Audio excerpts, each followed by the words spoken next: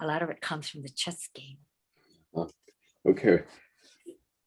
And just so everyone knows, I'll be leaving around 9 tonight. I'm on a astrology show at 9:30. So don't anyone think I'd like, oh my God, he just left. Right. So around 9, I'll probably go black and disappear. What astrology show? Anthony Pico in New York. How do you spell it? Picco, and it's called Cosmic Tuesdays. The joke is it's live on Monday, but on Monday night at 9, everywhere else in the world's already in Cosmic Tuesday. So by time zone. So and it'll be archived tomorrow. So I ordered the Starman's deck, since that's one, and I did check the She-Wolf deck. You did order it? You ordered the Starman? Yes. And a few other ones. I told you I have a mind object now. But I almost got in trouble this weekend on Amazon. I'm like, oh, I need a camping chair, and I need I'll go ahead and get that book. Well, might as well go ahead. And well, do you want? Yes, I do. What about this? People also buy it. I'm like, okay, stop. I've been on retreat for over 5 years. For What's over that? 5 years, I've been contained. So let it out. Okay. But so I explored a lot of the decks. You can you see the cards, and you put unboxed, and then you'll watch on YouTube all the cards. Before, I used to buy a deck only on what I saw in the front. Right. But now you can see every single card, and they'll give you some kind of explanation and so on. So that's very helpful. Yeah.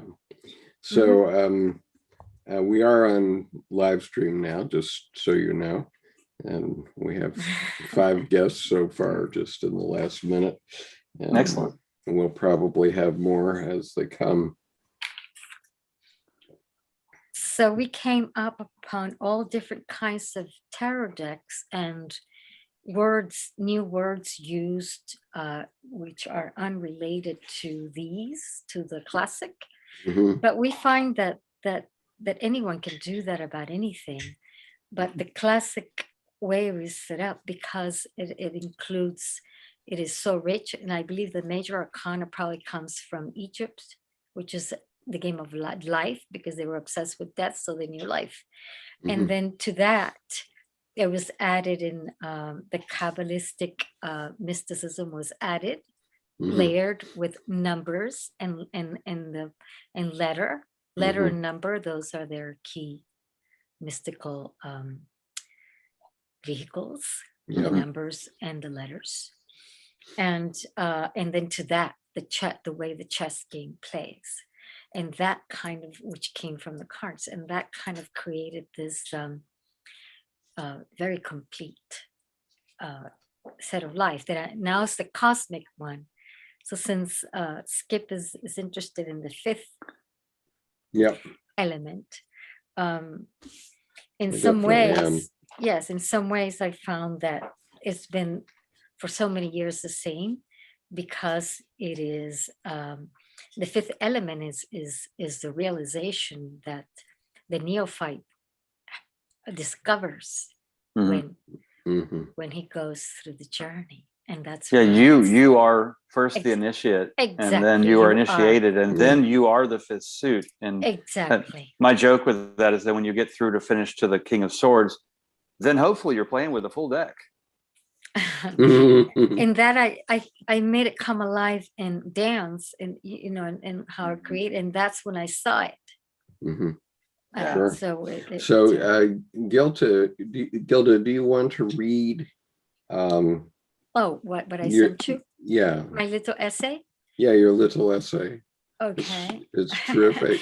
Yes, I'm trying to perhaps start writing things down, so then I won't cry wolf later that, oh, someone took what I said or whatever, Well, we're establishing your copyright now. Yeah. You understand that, because once you publish it, we're establishing the time and date when you published it. Right. Exactly. This is an electronic poor man's copyright. Just like me sending me my own stuff in the mail, and then I just don't open it, and that's federally dated. Yeah. So then I thought that because I had to struggle with that for a very long time, and that had me on the dark night of the soul. And so now I decided to face the music way. So Why here did we you are. have to struggle with that? Because I've done that all my life and I'm basically nowhere. And I can, in many places, perhaps because of my Mediterranean background, I talk, beep, beep, beep, and I tell things. Mhm. But if it's not written down, it never happened.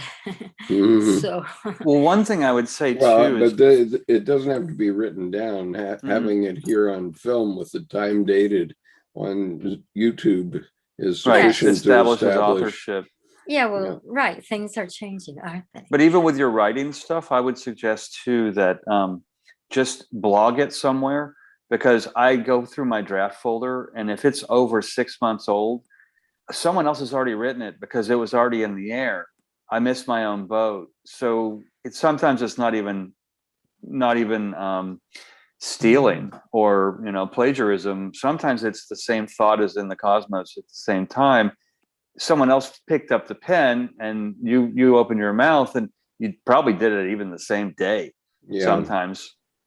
Yeah, trust me, I've played all kinds of games with that. Yeah. I've even denied proving it to someone. I bet that if I never let it out, it would never be seen, and to this day it's never been seen. So that's a long-standing little dark night of the soul for me, which I've had to come to terms with.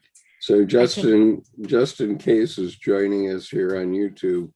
Okay, he says so it's 1:06 a.m. where he is. where is he? That would be the UK, right?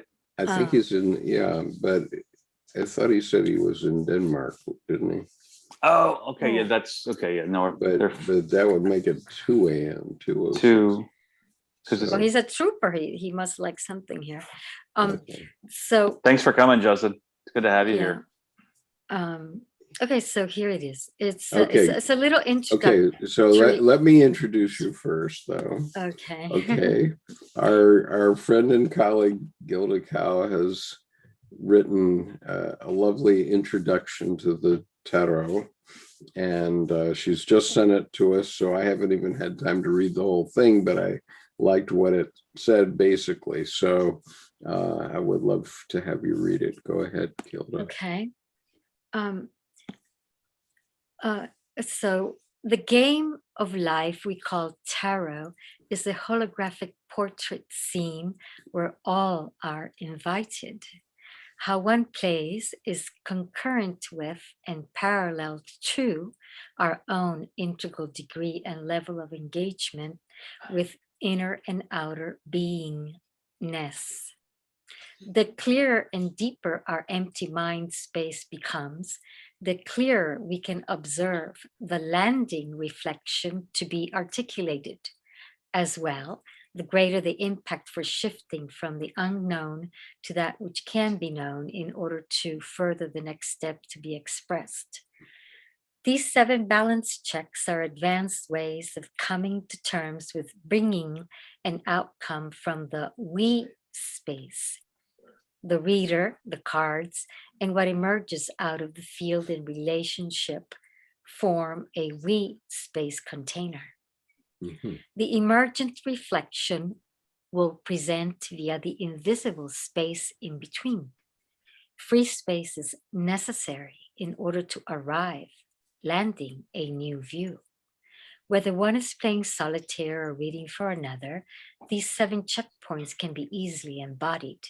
When they become second nature, these movements become keys to deepening and emptying the monkey mind chatter, the self-critic, and unrelated projections. Clearing the space is the handshake, go-ahead invitation for nothing open source to land into our awareness, bringing forth the outcome sought from the universe, source itself. So here are the points. We begin, nothing open. So there's nothing there. Mhm. And you ask, who or what is being? you check. Mhm. Who or what is doing? Who or what is observed? Who is the observer? Allow the reflection to arise. So then there's a point of exchange. You look at the reflection and you co-create how you Mhm. want to express it. Some people will refer to intuition or call it all kinds of different names, but it could be many things in reality. These 7 steps can be used initially to self-center before starting to commune with the cards. Next, the same 7-point steps serve as a checkpoint when reading the images dancing inside the frame of the cards, whether you're playing solitaire, self-guiding, or in relationship to another player in attendance. Tarot cards hold mystery theater play, a mirroring of unseen clues and keys beyond space and time. That's why they arrive in the least space, because they're not yet formed. The more one pays attention to them, the more they pay attention to you. That's it. That's Very beautiful. nice. Thank you. Thank you. Yes, they do. If you enter a space with Psyche will participate with you. Mhm. And that's the meditation secret. Mhm. And that's why Robert Wang wrote his cards. He didn't put any names on them. He wanted you to come into the card and figure it out for yourself. Well, completely. And even Nietzsche's quote of, if you gaze long enough into the abyss will gaze back. Mhm. Mhm. So this allows at least when they ask, and then they have to watch who's doing, Mhm. And who's the one watching, because I believe that in the tarot there's always a doppelganger, and you are the observer all the time. So there is another person there besides what's the one going through the whole thing, and besides what's going on. So that that's invisible. And so when one is aware of that they are the observer observing, Mhm. then that is like a doppelganger that's parallel, moving right along, Mhm. who a lot of times may have something to say about it, and you don't realize it, that is the self-critic or the different voices that we have, that we're not always anchored into it in this absolute clarity, allowing the space in the intelligence in the space to land that which Mhm. is being sought from source. Yeah. So I at really least, like your 7 points. And as it were, from a synchronicity perspective, I started writing an article on astrology this morning with the 12 modes of being of each of the signs. So with your 7, I was like, wow, there's a big dovetail there. Mhm. yeah, it's a movement that takes us through the invisible world, and I think psychology now has there's many ways. There's like long ago, and from my culture, if you talk to yourself, people thought you were crazy. The women who rock Right. on their chair and talk to themselves, oh, they're nuts. And nowadays there's even one of the most popular psychology methods out there, which is talk to your parts. Yeah. Voice dialogue is called. So you sit that one that's giving you a hard time over there in the chair, and you talk to it. Oh, and who's coming now? My defender? Are you my perfectionist? Are you, So Yeah, well, that's right. That's Yeah, right. and that was the primary modality in brain spotting. And it was really more I needed to listen to them. Mhm.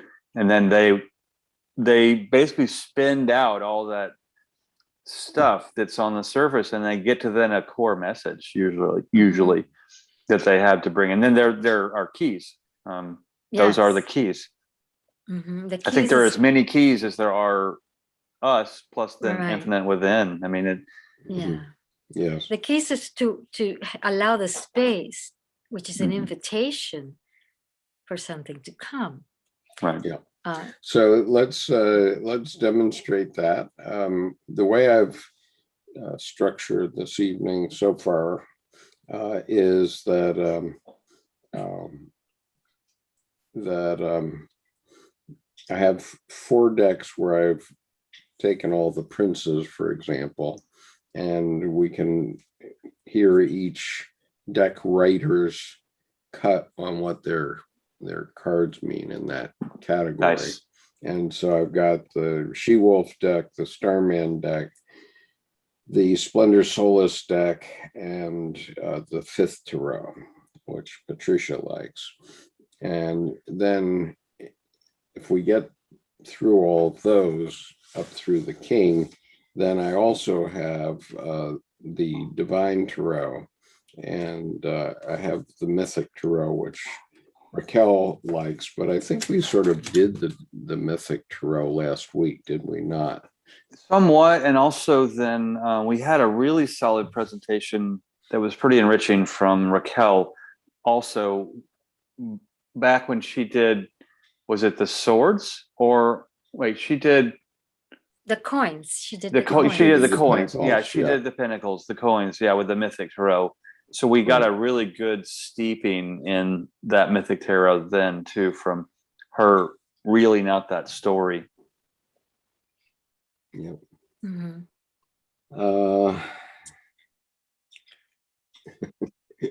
So meanwhile, on the YouTube chat, we're having a conversation here about what names mean, and Justin has just advised me that my name, Donald, came from Gaelic, named Dumnall, from Proto-Celtic Dumno Walos, influenced by Old Norse, world ruler or world wielder. Go Skip. Go Donald. Yeah, also the Sicilian Dons are come from that as well, because of course the Norse went around to Sicily and influenced the Sicilians. So we did. We invaded everybody equally. Well, actually, you would love that article where the Visconti, the Visconti Sforza deck, right, comes after the Visconti deck, and they had a fallout fight, and the Visconti had to run, and the story goes, and this is a research that someone did, the Germans, I guess it's because the Germans are big and powerful, and that particular Visconti was kind of small, and the feet were not, he had problems with his feet, took him inside a sack and carried them right through the battle and the whole thing right out into safety, and nobody knew that he had Visconti in the bag. Wow, because he was tall and powerful. So the Germans were there, and they're known for their the stature, strength and stature, right. Yeah. Okay, so let me. So we've come to the right place, because Skip is wielding the worlds. Right, I'm going to wield the world here. I hope this is the one. Let us see. Nope, that's the Knight. I like that name research, that etymology on your name. That was really good. Thank you, Justin. Yeah. And what does he want to be a panelist?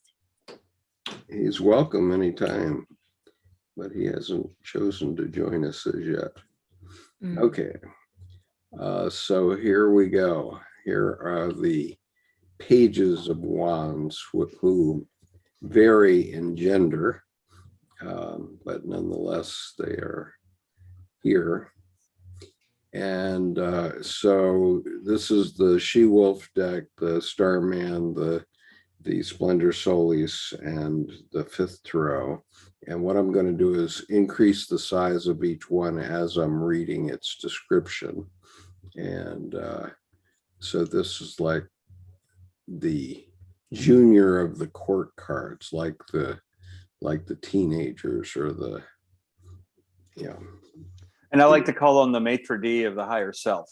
they're the one who's gonna come in and welcome you into the restaurant. Yeah, something like that. That's a good way to say it, I guess. Okay. And because I like that, because you've taken it out of the puer saturnus and put the teenager, which is then just puer. It says younger, but not yet evolved. That's also a really good way to put that.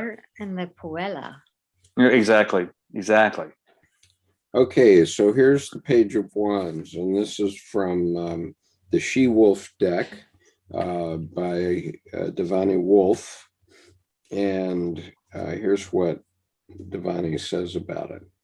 Keys are enthusiasm, adventurousness, lust for life, bravery, artwork illumination. Far, far away above the self-reflected cliff is a floating doorway, a suspended staircase. And off of the stairs steps a woman. Venus hangs languidly in the background. Pages generally represent a joyful energy, one that takes all things in stride with excitement and wonderment. Here, this page has stepped out of an unknown realm into this, ready for whatever is next. Venus represents lust, passion, love, and desire.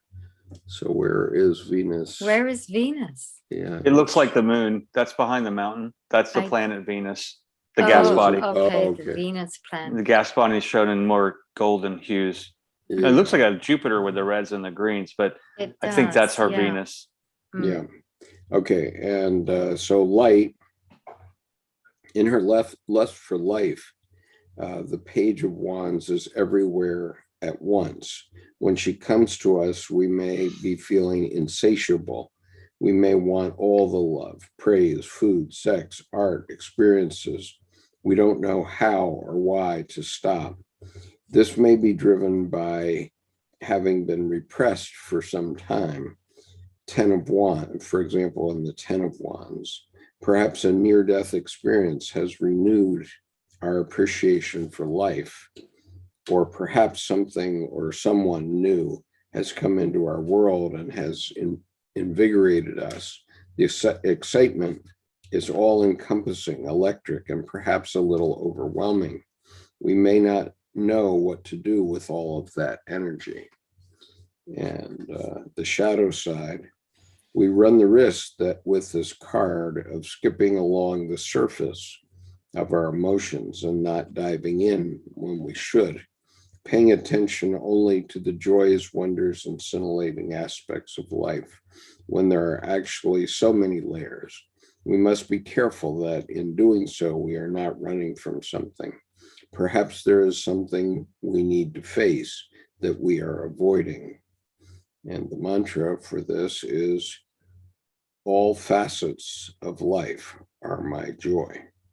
All facets of life are my joy. Okay.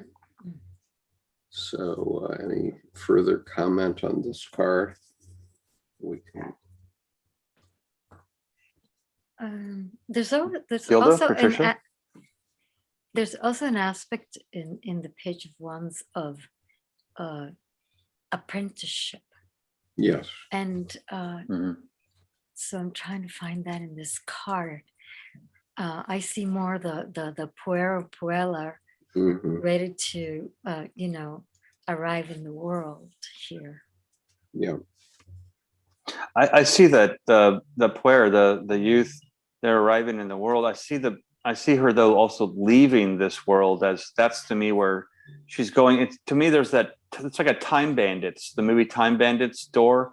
It's like that little black square that opens up and they jump through to somewhere else, like a little wormhole, that she's going to another world up those steps off the top of the mountain. So to me, in that sense, she's risen through experience to the top of the mountain to become the initiate, and now walk into the temple of the higher self, which is a place beyond, which would be through that door. And then that the planet being up so close, she's already in kind of a magical place in that. But we wonder why she's facing away from the door. She's busy entertained with out here. She looks like she's walking up the steps sideways like a crab, And I wonder if it's a look back to her experience to take with her the treasures as she moves into higher octaves, as a thought. Because she feels to be moving upwards, a little sideways. She is, though, looking back. Her hand is either through the doorway or holding onto the door jamb of that opening. But that opening goes to nothingness, some other place, or a higher chord, higher self. It looks like she's not ready to go into that doorway. Yeah, maybe not. She's But it definitely feels looking like back. it feels like she's walking away from that cliff. Yeah. Yeah. That's what I'm saying. She's looking completely away. Well, that actually, if we flip it, maybe on the other side of that door is where we are here. And she's come out of that and is coming down the steps in this magical place of the higher self, where Venus is right there in your sky. So in that sense, Venus there would mean dreamscape, fantasy land, or the higher self kind of thing. But this doesn't feel like the sacral region or the cosmic playground where people often get lost in the darkness. This feels a little higher up on the chakra tree of the initiate going in. But she's also poised very dangerously in the tip of everything. She's at the tip of the steps, at the tip of the rock. Her hand is at the tip of the door. The other one is trying. So she's very at the tip of everything. Not yet. That's a good point. That's a really good point, because life really starts at the end of your comfort zone, and so she's at the edge, and that brings in your concept of that space between you in your essay, that interstice, the void, the psychic synapse. And now I'm starting to see this golden orb Venus as basically this solar plexus, which is the golden fire of life, where this card is deceptively simple. I really am enjoying this image. Yeah. Justin, meanwhile, says, looks like she's bringing the door along with her. Yeah, that might be. Oh, that's a good point. Yeah. Okay, so moving along to the I like that, Justin. Thank you. Starman Tarot. So this is the Princess of Wands, and this is what is this man's name? David De Angelis, who was the artist and had done work for David Bowie, and written by David De Angelis and Esther De Angelis. So the Princess of Wands. I speak the impossible. A sun child, she dazzles all who meet her. Young, free, and formidable, in her presence nothing is impossible. She wipes us clean of past fears, so we can create in space of pure freedom. Her luminosity resonates, sparking a memory that we are all of life, our light bound up in matter. Her fire, fueled by breath, air, transmutes the heavy energy of past experience and failure, burning it clear away to release light energy. This potency can catalyze a new vision, and she is honored as a brilliant initiator. The art of the Princess of Wands arises out of my teenage interest in science fiction and the elaborate fantastical imagery which sought to express equally complex psychological concepts. Jean-Claude Forest's comic strip of the 60s, Barbarella, with its sexually charged and mystical planetary realms, evoked the fiery tantric space goddess. The idea of space being a vast, exotic, and erotic realm was always more alluring than the sterile reality it has turned out to be. For me, she epitomizes our capacity to infuse our reality with a mythological quality. In a similar vein, the illustrations of superheroine Octobriana said to embody the principles of the Russian Revolution and battle against both Russian and American oppression, was a character that both me and Bowie cited when discussing how to visualize Ramona a Stone for the Outside album book. The Princess of Wands transmits the drive to experiment and innovate. It is about death of the old and the birth of the new. It is letting go of fixed beliefs about how something should be, that we are teleported into an open realm of pure potential. Cast your doubts and fears into the fire to be melted down and transformed. Allow the exuberance of youthful confidence and innocence to surge. You can consciously take on something that appears to be impossible and flourish and grow in the challenge. So that's the primary part of it. Now, the reversed view. Just as we can find joy and freedom in the improvisation of life, we can also find ourselves sparking too many ideas and projects, constantly stuck in the process of conceptualizing or overwhelmed with busyness. Too much restless, purposeless activity leads to frustrations, indecision, and diminished confidence. Slow down, balance, and ground this abundant vitality with good, wholesome nutrition and holistic practice such as yoga, qigong, tai chi, or outdoor physical activity such as parkour or running in nature, or such as walking, as I'm capable of doing still. Nice. She's made for the walking pandemic, huh? Yeah. Walking is just really, really slow parkour. I mean, So then there's a sidebar here. Princess of Wands, airy part of fire, youthful enthusiasm and confidence. Harness the creative forces around you. Seek to innovate and experiment. Reversed, feeling overwhelmed, doing busy work instead of implementing the project. Situational immaturity.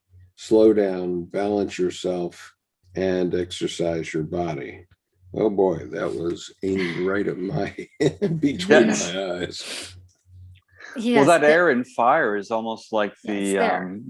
that, and also the opposition between Sagittarius and Gemini, the fire and the air and the astrology Right. system, We know where about it. yeah, and that's they both fuel each other. They also can fire can also devour too much air and therefore suffocate, and air can blow fire out. So the balance of the intensities is important. And I think especially with that golden egg cracking up over her right shoulder on the left side of the card, it looks like the wand above her head crossing the crown chakra has just hatched from like a serpent from that golden egg. We're right behind her, and this entire is like a clam, like an open space clam. Oh, And it then, is. And then at the very top, it's almost like you may find in some Tibetan Buddhist deities that behind the deity there's a bigger one. So the head, the gold on the top is looking down, almost bringing into her. You see, head. She has a little halo here. Mhm. She's and yellow in her face. So she's bringing down some really important things, but she is completely ungrounded as far as, solidity and all that. But Well, in that sense, it's very Venusian, very Venus, with your idea of the clam. With she's in front of, so that the bottom is the bottom half of that giant sea clam, and at the same time, the bottom shell with those kind of avocado green, the bright light green, looks like two eyes with red underneath them, as if you've got this big being head behind her, almost like Jupiter, with the two lightning bolts. That would fit from Sagittarius. So this is perfect for like brainstorming kind of thing. Yeah. So all the, it's the spark of the amazing ideas. Yeah, the road trip of the creative process. You fly by the Yeah. seat of your pants and brainstorming. That's a great idea. Yeah. So in the midst of this, Nick is how can I say, he's lurking tonight. He hasn't joined the Walk in the shadows, man. Yeah, Walk in the okay. shadows. But he makes this comment: logos is greater than eros? And with a smiley face, and I say, no. Logos is dade. Well, this is an artistic expression, so there's not a lot of logos per se in rendering. Yes. Yeah, I actually think the idea of the giant ocean clamshell is a good one, because to me, this is all arrows, but that to me says the logos is the unseen piece. So that would almost infer that the matter was magical and it is somewhere beyond, rather than the arrows. The arrows is present here. The letters are trying to form across her pelvic region there, almost like they look like runes or some kind of sigils trying to actually come together into something that can be a word. What I would say is that this is all logos, because it's an artist pointing to the Eros, but it's not Eros itself, because the card has to evoke the Eros in you. And so this is really logos, as is any skeletal activity or any architectural thing is all logos. Well, yeah, if you take that perspective, then certainly, I mean, it's just a lot of cardboard talismans. The tarot cards themselves are a logos. You hold it in your hand thing. I do feel, though, that this piece is so energetic. It's more of an expressionistic description visually of a language of arrows. Right, exactly. You may turn it into logos, but I mean, it's really a blast of energy. Yeah, it's really something you need to enter into. You can't be adding, it's not like a formula 2 and 2 is 4, or you're not reading something to figure out. I mean, it's just a blast of energy. Well, it reminds me of what Justin Case said from the She-Wolf. If she's carrying that door along with her, she made her own portal into the higher self. She brought the door. It's like Santa Fe, make sure come on to Santa Fe, but make sure you bring your own money. So here it's as she brought her own door, and here she walked through the portal. Yeah. Well, I also like the gold, the fact that behind her also, there's the clam, and then on top of the clam, it looks like a face.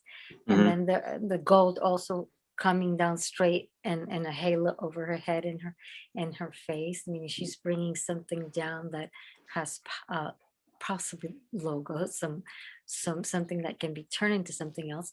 But then the yellow is also underneath, near her knees. So that means that the power of below is also a recipient of where you can find logos.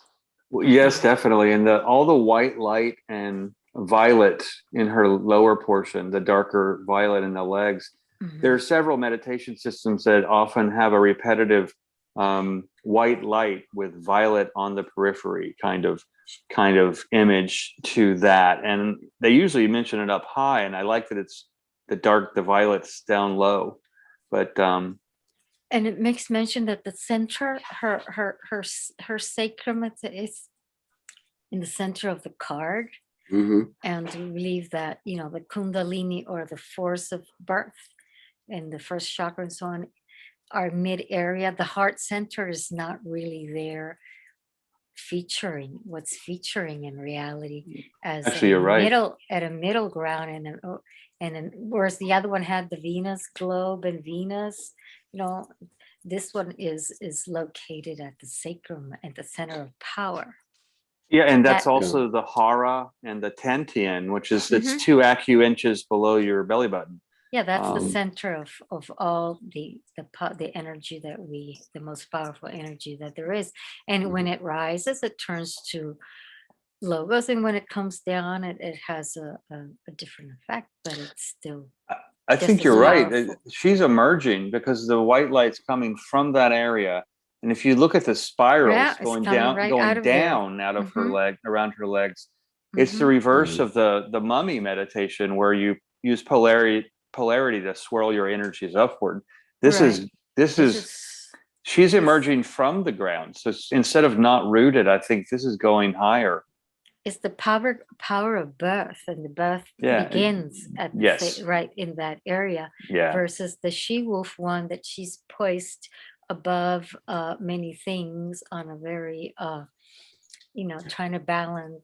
She's not, high I mean, pedestal. there's no center there, that powerful center where birth can take place. She's more So And she's also in a crucifix, a Christ position. yes. Mhm. mm. Right. Oh Okay, yeah, so she is. let's try to limit ourselves to like 3 to 5 minutes You per got it. card, because we're trying to get through 16 cards tonight. Oh, 16. Oh. And well, at least 16, and 16 would be the minimum. And so, Let me and see. let's not have a infinite discussion. Let's This is a invite very our rich card. Yeah, well, we have to invite our audience to get these cards and meditate on them themselves, because then they feel the eros, Right. and and They you begin have to feel eros. You can't read about it. It's not logicked out. Yeah, it's the fire that requires no wood. Yeah, I mean, is that spark of illumination. yeah, I mean, that's a reference to the spark, but that is not the spark there. Right. Okay, The that's spark the is point. in you. So It's a reminder. yeah. So Nick has got to write a paper, and he's been writing it all day since 11 a.m. So I'm only all right, but I am glad you're splendid talking to Justin. Okay, now we're going to go from this fun, exciting card to back to the 16th century, to Splendor Solas, the alchemy of the Page of Wands. Okay. We so, use the time bandit door from the she-wolf to jump right here. So this is written by Marie Angelo, and Nick particularly likes this deck, so I'm sharing it with you.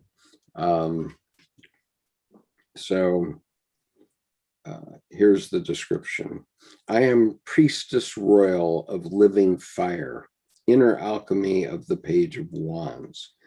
I awaken a love of life to shine upon and within you, that all dark chambers be illuminated. Dear alchemist, through me, you become a conscious participant throughout the living cosmos. I guide the page's courtly role, helping rule the salamanders, subtle peoples of fire. Work with us, join their rejoicing with humble heart, and be welcomed into the illumination of their light. As temple custodian of living fire's great praise, I gather all gifts from the tree of living fire. Receive them with care, for they are spiritual truths, opening new kinds of consciousness according to the attitude by which you approach. Seek genuinely, and they will inspire spiritual awareness. Practice my vital arts. Attain degrees of alignment that make you one with the beloved you have sought. I am the very substance of spirit, and in my domain, archetypal forces are tangible living powers. I will help your awareness of they who guide your finest hopes and aspirations. To live knowingly within their radiance brings a shining glory into your spiritual body. I will help you gain this vitality, transforming life to immortal gold. Okay. That's beautiful. Yeah. So, Mhm. so she's going to transform your life into immortal gold. That's also That's, yeah, the golden body. Well, and that's it, she Come on tells the down. story, and that story is told visually, actually, in the orange frame around the center one. If you look at the simians, either chimpanzee or gorilla, and the ibis bird at the bottom, the one interacting with the bird, and the other one's playing a guitar or a mandolin. So you get a raw, natural beauty of music being created by nature there. And then you just have the garden of nature in the outside border with the birds and the flowers. I was really struck here with the simians, and whether they're not really gorilla, they're not really chimpanzee, so monkey-ish, primitive man maybe. But then the ibis sees across worlds, because fish aren't where you see them underwater just because of refraction. So when they strike and catch the fish, they're actually striking at an unseen source, is the metaphor of an ibis. So I really love that, just one scene across that bottom that goes right with the literature you read there, Skip. But the ibis is grounded. Right. That is very I would, important. yeah, I would like to make a question. Even though she seems to be outdoors, why is she framed? She has like two different frames. They are related to nature, but it seems like she's in cage. I don't know. That's a good point. Like a caged exotic in a way. Well, Well, then that's the power it's the within. third world. Well, Maybe that golden heart, the golden body you said, Gilda, right there at the end, responding to the literature. She is that inner golden body. Yeah, right. So you have to go through the different dimensions. There's the one, and then there's another one, and then there's an inner one full of red, and there's a tree behind her. So she's in the inner dimension. That's a good point. The innermost dimension of this frame is a frame that has different levels. Well, yeah. Go ahead, Skip. Well, now that we've been in the 17th century, 17th century, 16th century, I guess, 1582. Yeah. When the Splendor Solstice was done. Now we'll go even farther back to when. Yeah. What I will comment is that other card that we just saw, because the items are smaller, on a bigger size, it would be very impacting. Where some of these other ones, right, we only see a close up of particular things. Here it is. It's layered and it looks smaller because it's a smaller size. But yes, you see, now you look at that and you see a whole bunch of other things. She's holding the sun. She's standing on top of a golden lotus. She has a wand that means this and that. So, it's layered and small. So it's not as easy to appreciate. Whereas the other ones, which is the nature of our modernity, things are overblown and right in your face. Right. I would say just one last thing, that respecting Nick really likes this deck. I do too. And just in a big picture, just, give me the baby, not the delivery kind of thing. The three frames, the outside and the daylight, flowers, garden, and birds are clear and easy to see. And then there's the orange frame, or somewhat orangish frame, Tuscan reddish, in the center frame, or the next frame in, it's kind of murky. It's kind of a passage, and then it's clear again in her frame.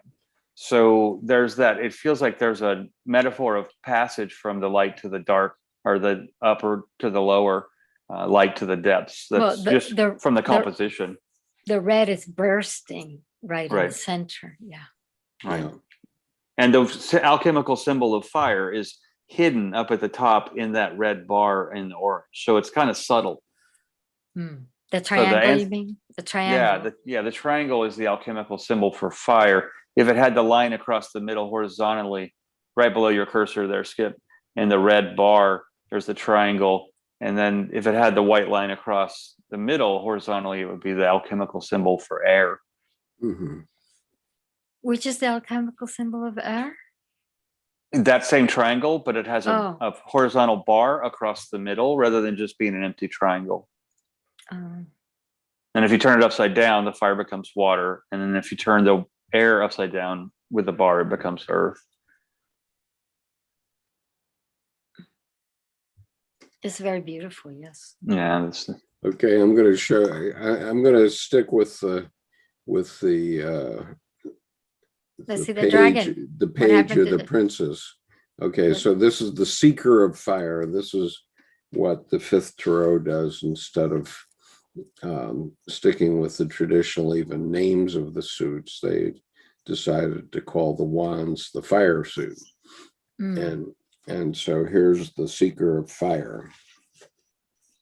And let's see if I can read some of this.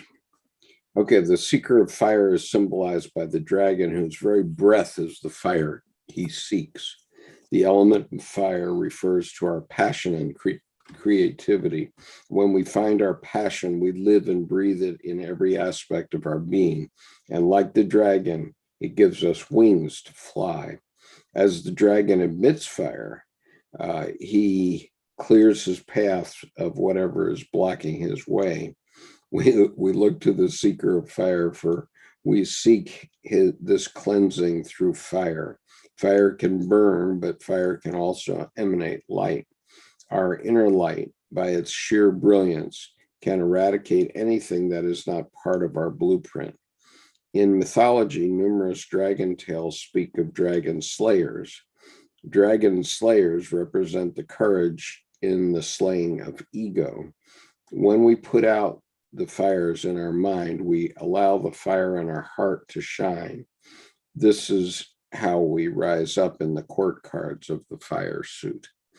At first glance, in the water, we see what appears to be a reflection of the sun, yet the sky with its beautiful evening hues tells us the sun has already set, awaiting a bright new day. What is the light then that we see in the depth of the water? It is the inner fire, the fire that fuels our inspiration, ignites our passion, and creates new possibilities.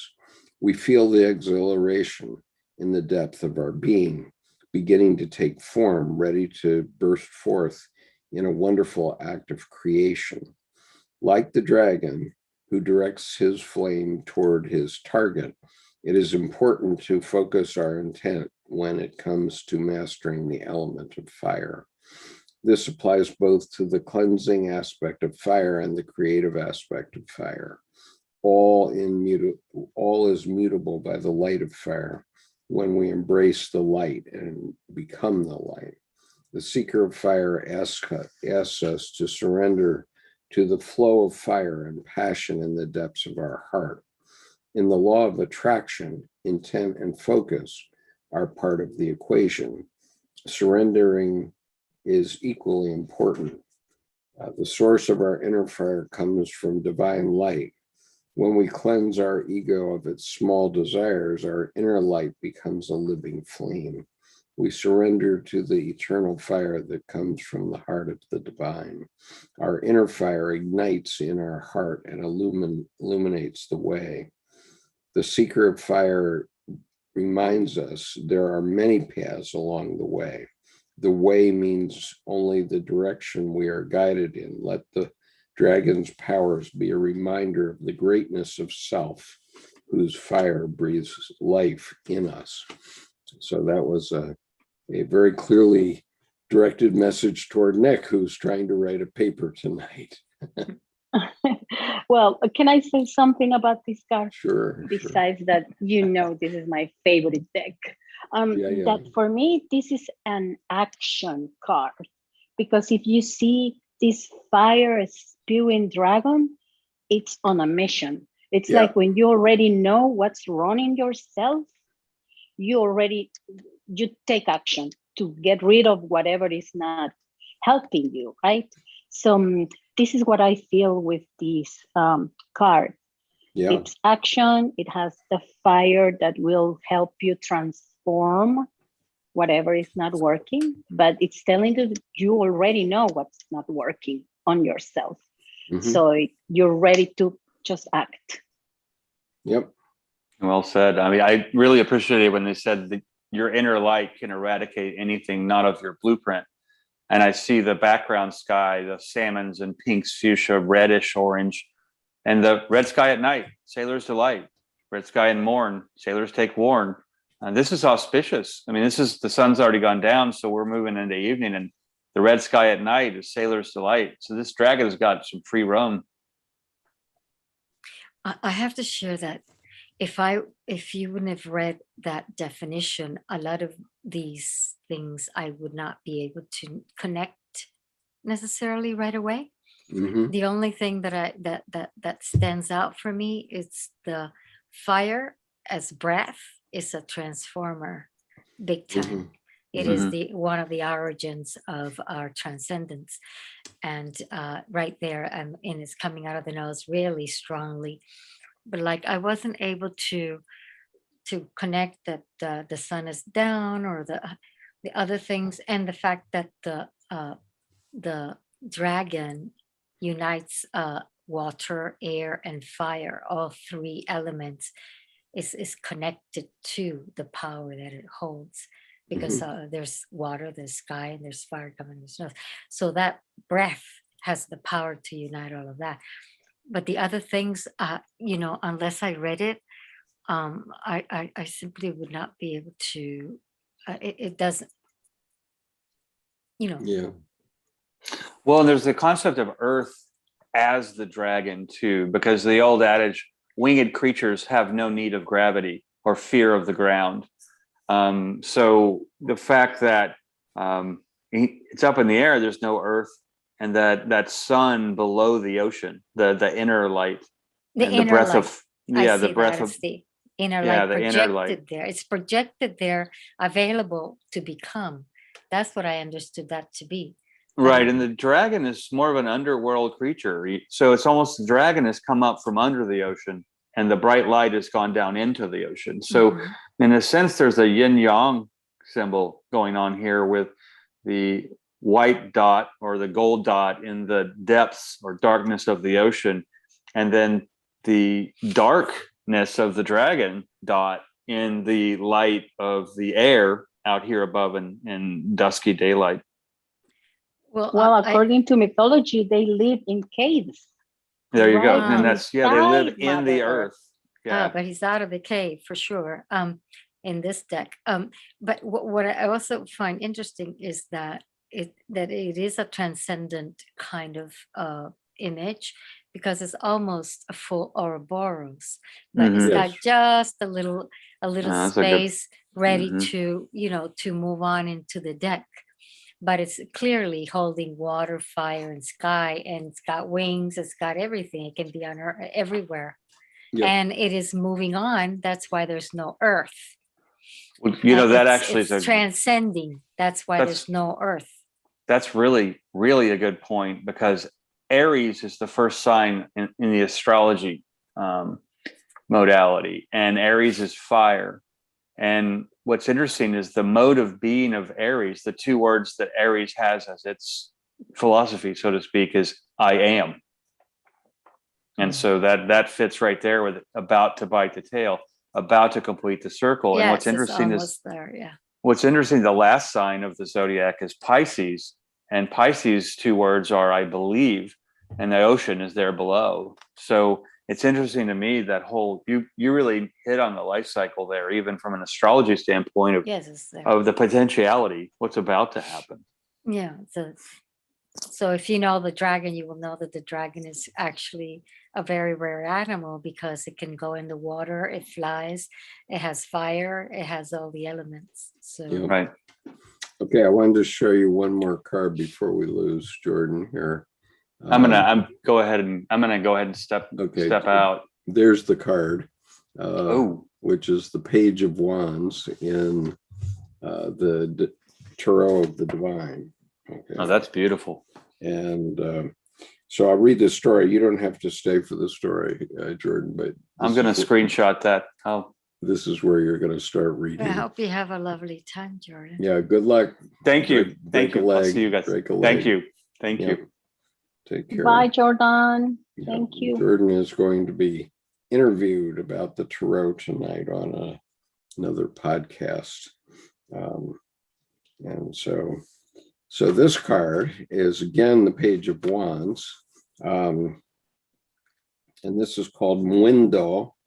And it is from it, in the Divine Tarot, what the author has done, Yoshitani has done, is he has taken traditional stories from all over the world to reflect each individual card. And so for the Page of Wands, he selected Mundo from the Congo. And it's from Nyanga mythology. And here's the story. A long time ago in the village of Dubondo, the evil chief Shemwindo threatened his wives to give birth only to daughters. His first 6 wives gave birth to baby girls, but the 7th wife, Nyamwindo, gave birth to a son from the tip of her middle finger. The boy was named Mwindo, and he was born with a magical fly swatter, an ad's axe, and a bag of fortune with a long rope inside. Shemwindo soon found out about his son and sought to kill him by sealing him in a drum and throwing him in the river. The drum easily floated, and Mwindo decided to take the opportunity to visit his aunt Yangura. His journey was met with many obstacles, including gods who barred his way, but he also met gods who decided to help him. He eventually earned the allegiance of his aunt, and she helped him enlist his uncles to forge a magical suit of armor so that he could return to Tubondo to challenge his father. A great battle ensued, ending only when Mwendo summoned lightning from the god Nakuba to destroy Tubondo. Mwendo resurrected the village by his fly swatter, only to realize Shemwindo had escaped down a secret hole that was a portal to the underworld. Mwendo chased his father to the doorstep of Mwisa, god of the dead, and Mwisa's daughter, Kahindo.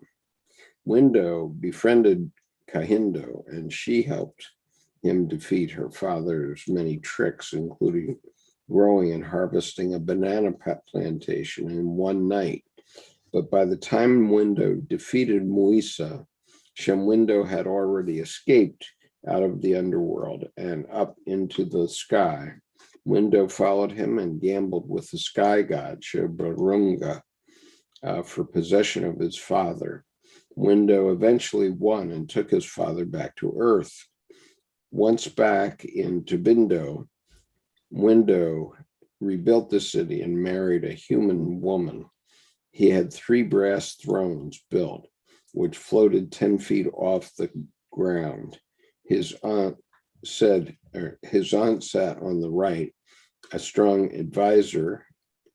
His father sat on the left. Oh, his aunt sat on the right, a strong advisor. His father sat on the left, a silent prisoner, and Mwendo sat in the middle, a wise and powerful king. Well, it's a lovely story. I'm not sure it has much to do with the tarot, but do you have comments on it? Well, it seems like it emphasizes the youth coming to take over and destroy that which is ruling. It's not working. Or moribund, yeah. It's creativity to it's a lot of creativity to take over. And of course, in some parts of the world, this is still how it's done. And, one example is Oman and Saudi Arabia. These are countries where it's not uncommon to have sons murdering their father. Or in Saudi Arabia, King Abdullah, previous King Abdullah was, sort of took over from King Fahd, who was his father. In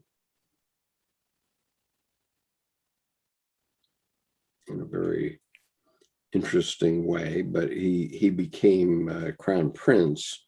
Fahd was not capable, and so Abdullah ruled the country for about 25 years, but the last 10 of it, he was actually the king. And so now that Abdullah has died, we have MBS's father, King, what's his name? See, that's how important he is. but his son, Mohammed bin Salman, it's King Salman is the king now. He's up toward 80 and not in charge of his faculties very much anymore, I gather. And so his son has taken over. And so here's a part of that sort of tradition. But he didn't have to murder him, right? Well, in Oman, they do murder him. Oh. But in Saudi,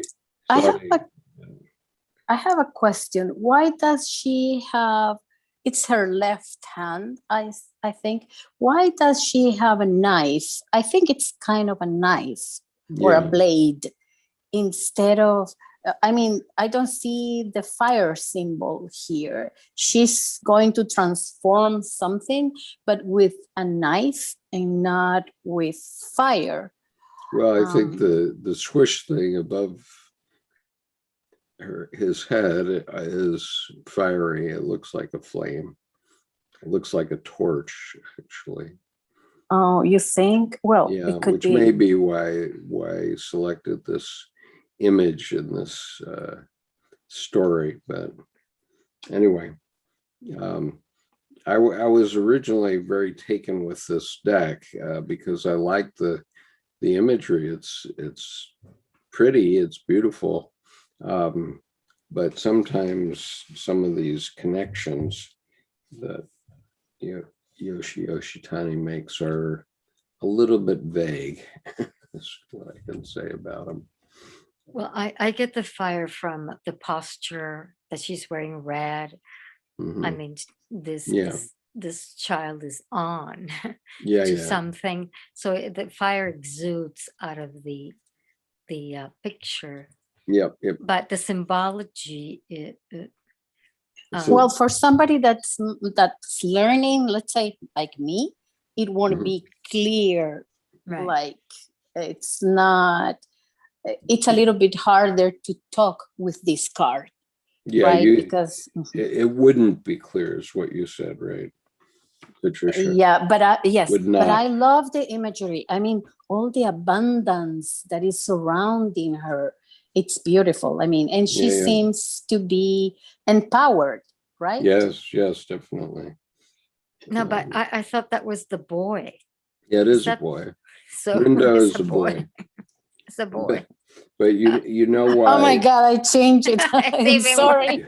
Well, wearing you know a skirt. why in that part of the world the women had to hide their sons, right? Do you know that?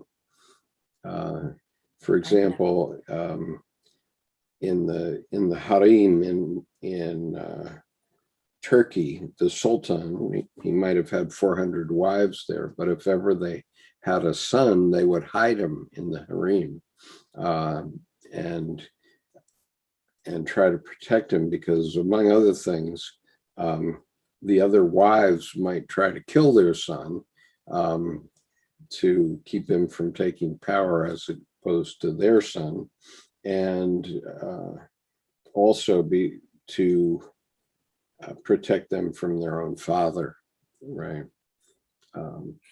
And so the little boys were often hidden and protected. Disguised? Well, So I maybe don't know if that's why they were he's wearing a disguised. skirt. Yeah, maybe they were disguised. They were hidden in the harem. Let's see what we have for a comment here. There's interesting. Jiro says this card reminds me of monkey brain yet again with that bananas. Coincidence. Lan listened to a Buddhist teaching about dealing with the monkey brain earlier. Yep, that's the Buddha. Yeah, the Buddhists are very much into monkey. That is for sure. Okay. And he says his version of Nature Boy, some interview stuff, and what he called a transversion of The Man Who Stole the World. It's all good stuff. Still have to listen a lot. Yeah, well, that's why you tune in, right? So that you can listen. I hope so. Anyway. Are they based in fairy tales? Is that the one that each story is based on a fairy tale? Well, he calls it the Tarot of the Divine. Yeah, the Tarot of the Divine, but yeah, basically they're fairy tales from all over the world that he's used as the basis for it. Okay, so I think we kind of did the Mythic Tarot last week with the Jason and the Golden Fleece and all that. So, I mean, I'll show it here. Again, I'll show the cards. So this is the Page of Wands, and then the Knight of Wands. This is what we were looking at last week. And then, let's see, the Queen of Wands, which is, I think, Athena, correct? A Page of Wands. Yeah. And ready to work. and this is the King of Wands, who seems to me a bit effeminate, but that's just me. Anyway, I'm not going to go into that because or you're actually not seeing this as I've been talking about it, right? So I have to share. We can't see it. Okay, I apologize. I'll try this once more. I'm going to share it. Just a minute. I'm going to share it so that you can see it. So once again, okay, so here's the Page of Wands as a young man. From which tarot? This is from the New Mythic Tarot by Liz Green. Okay. Oh, new. It's not the other one. Well, I think the Mythic Tarot is pretty much the same, uses pretty much the same stories, and maybe But a few it's a different picture. Cards. It's a different picture. Yeah, maybe. Because I have it. I worked with it for many years. Oh, so you have the old yes. Mythic Tarot. Okay. Yes. All right. So, and so was this Jason and the Golden Fleeces in the old? But it looks nothing like that. It looks different. It's a different photograph. It's a different painting altogether. Right. Okay. But it's still the same story of Jason. Is that right? Yeah, probably so. Yeah. Yeah.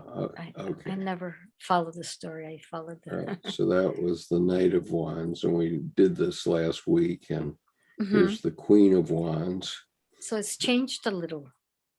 Yeah. He looks rather similar. Yeah, this guy I find looking a bit effeminate, but that's just me. I wonder why they changed it,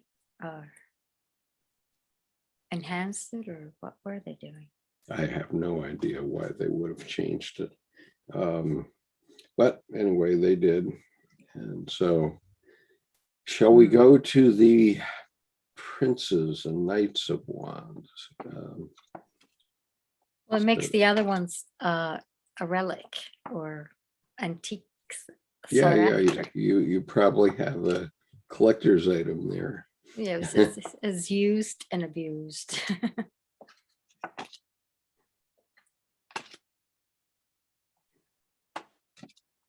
Okay, so Abraham Amani makes the comment that the thing on the right hand could be fire on a stick, but it could also be one of those cowtail accessories many African leaders used to carry around. Yeah, very interesting. Well, it says it's a fly swatter. Yeah, fly swatter. Okay, I'll grant you that one. Okay, so I'm going to move on and find The flies were a big deal back then. Oh yeah, and they still are in many places, Yes, honestly. that's what causes a lot of diseases in India. Yeah, sure. They sit on the Yeah, food. I've been there a few times. Well, only 44 trips to India. Wow, 44 trips.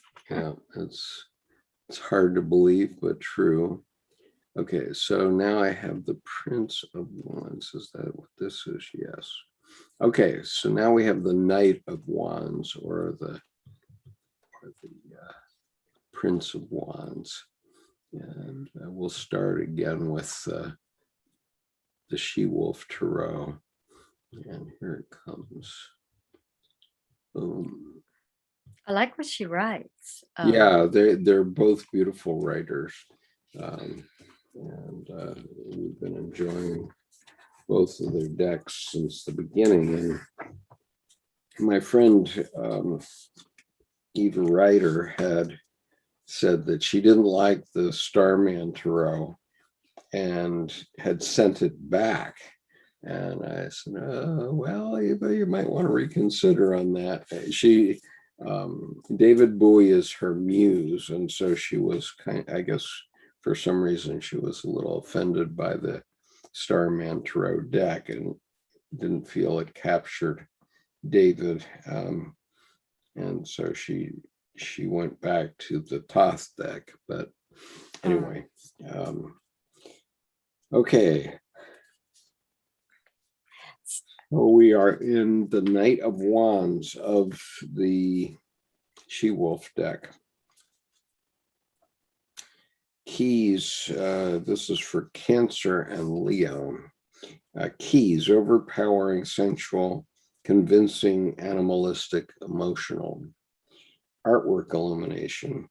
In this more complex composition, here we have a woman and a man partners and their respective lion and lioness partners swimming almost in a sea of desert dunes. Patricia came back. So a sea of desert dunes. Sorry, my iPad died on me, but I'm back. You're back. You have a cord to the outlet. Yeah. Yeah, thank you. Okay, so the sun and the moon are held by the woman, and behind her is a void. Above this, the mark of the beast sits. Oh. The mark of the beast. Oh, yes, so it is. The lion partners represent both the sign of Leo, wildness, our animalistic, aggressive desires, and the essence of the lovers in this card. They are each in poses of meditation, and for now the lions are resting, but the fact that they are in the foreground suggests that the animal nature comes first here. The wave-like desert dunes depict the moodiness of Cancer and the pull that the moon has over the tides. The mark of the beast represents both the male and female counterparts, lingam, testicles, and the Star of Babylon. Okay, the light side. We have all met at least one trickster in our lives, one whose charisma and sensual magnetism is impossible to resist, someone who is in touch with their wild side, which brings out ours, someone's whose intelligence and quick wit is dazzling, that they are never without at least one admirer, Often, despite heartfelt intention, these people run so hot they burn through and cause pain. When the Knight of Wands comes to us, we may be in a dance with such a character, or we may be embodying these traits in ourselves: impulsivity, adventure, sex, done with one thing and on to the next. Thus, this card comes with pretty strong warning. The wild in us is important to keep close and to never bury, but we should never be cruel or thoughtless in our fire. And the shadow, if we skim through a book, we will miss crucial information on each page. We may even miss the narrative altogether. Our intolerance for diving deep will make us short-tempered and impatient. Sex may become a way to exercise frustration, not a sacred act of love and spiritual bonding. We may also be seduced by tricksters, those who profess to be spiritual, but which really just want to use our resources. Mantra: I am careful with my fire, channeling it for the best uses. Okay. Comments on that? Well, I think that by the description you just read, the card represents exactly what we're saying, right? The animals are present there.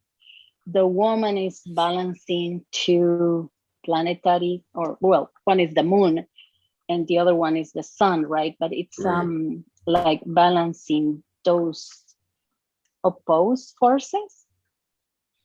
Right. And also she's in front of the abyss, so she's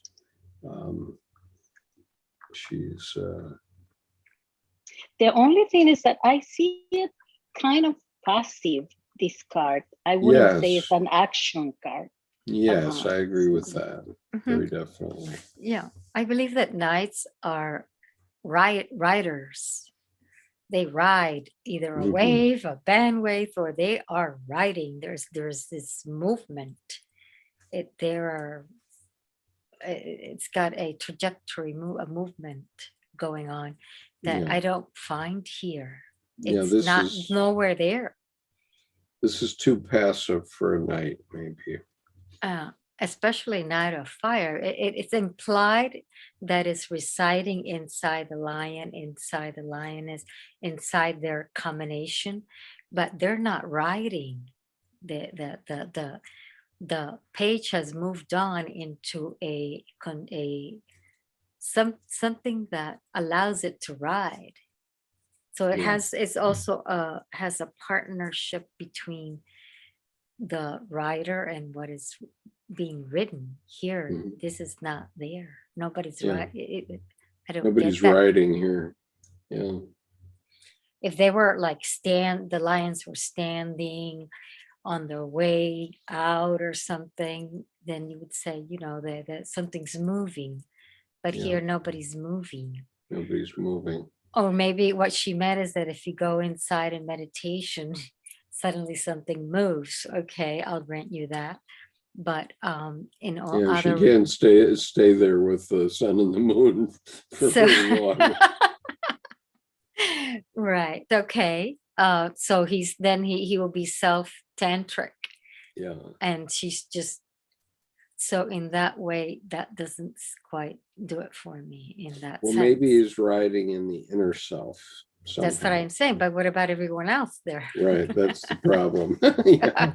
Okay. Now we're going to see a much different Knight of Swords here, Prince of Wands. This is definitely a different Prince of Wands. Okay. So this is from the Starman deck by David De Angelis and his wife.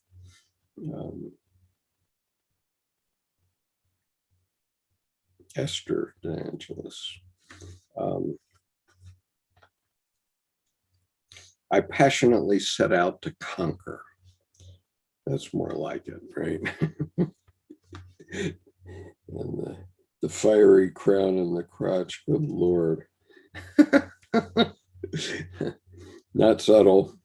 The Prince of Wands is hot-blooded and hot-headed, bringing huge passion, action, and courage to everything that he encounters. Dashing and dynamic, our hearts positively brim with excitement should he blaze into our lives.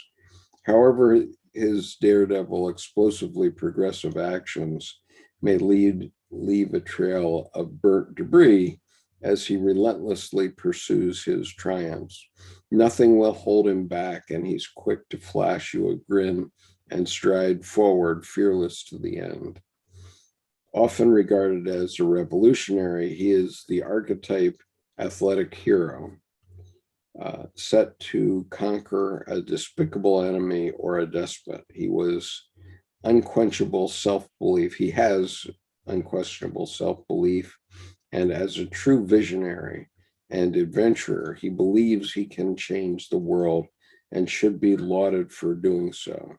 The impetuous youthful male possesses all the necessary prowess and skill, yet is not experienced or seasoned enough to wield them with absolute skill and precision.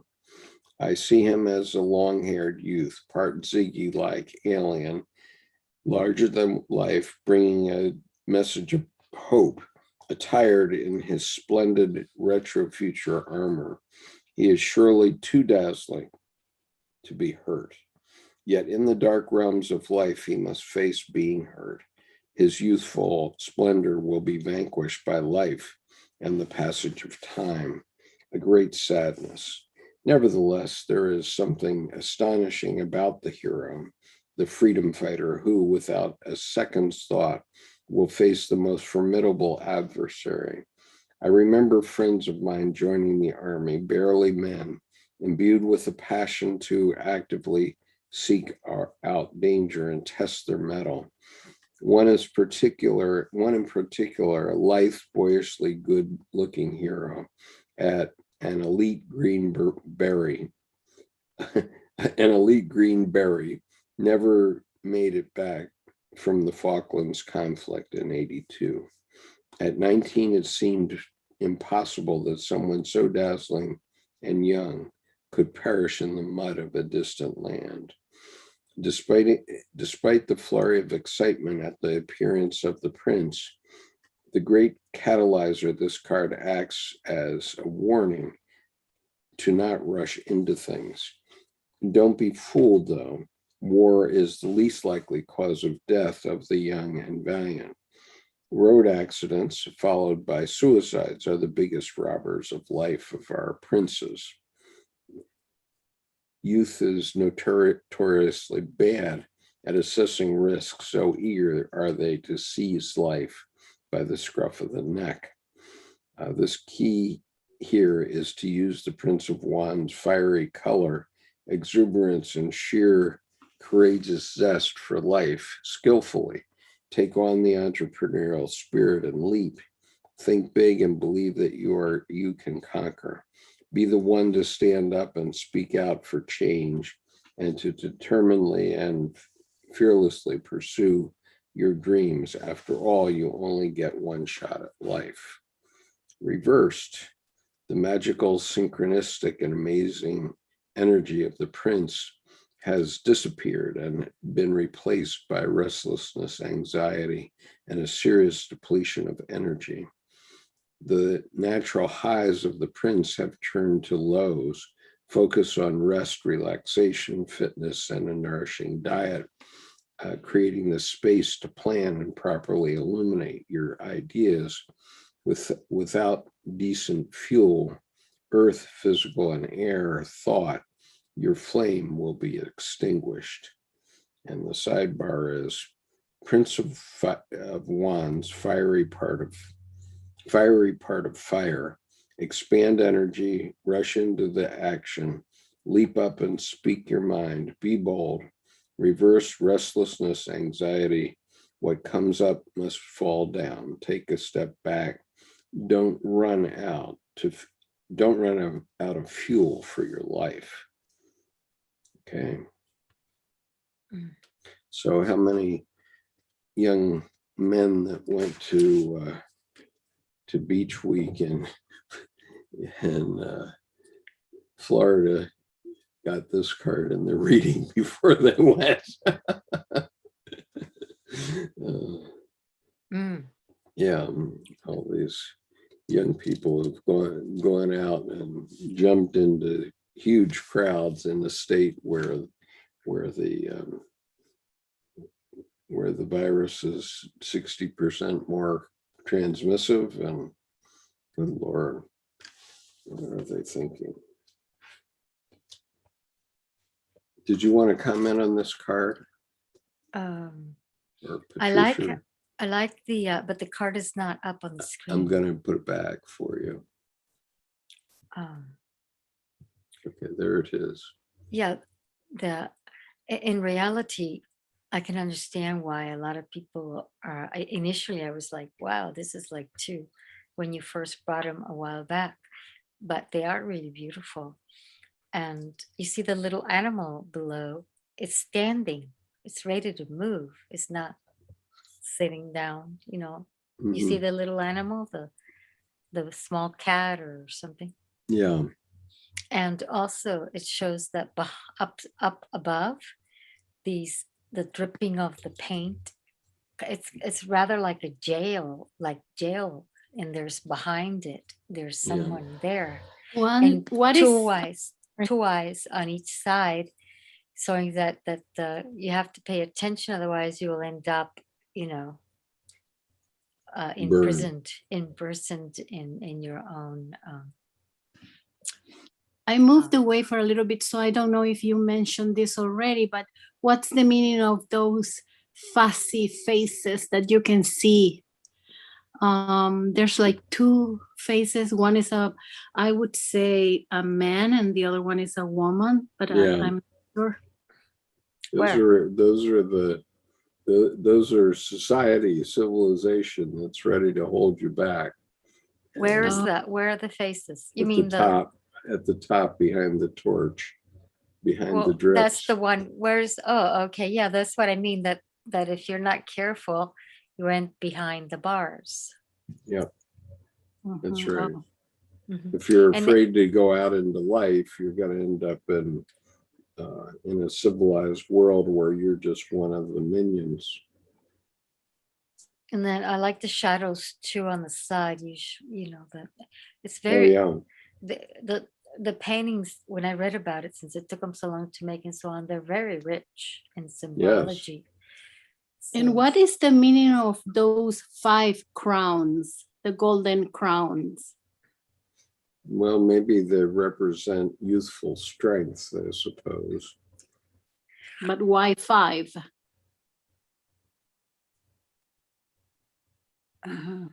Because those five, maybe 5, because of man as a pentacle, and the man as a pentacle has 5, you know, the head, the tip of each hand, and the feet. That's 5. So it's male energy.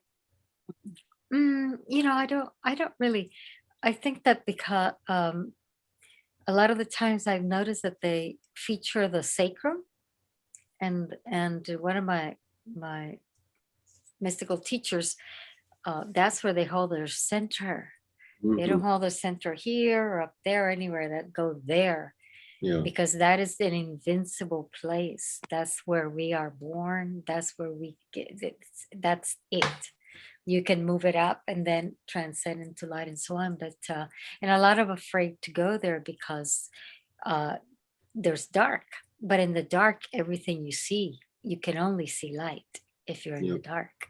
When you're in too much light, you can't. So he's in all these cards, because he's a rock musician and so on. They have this emphasis on the root chakra. Yeah.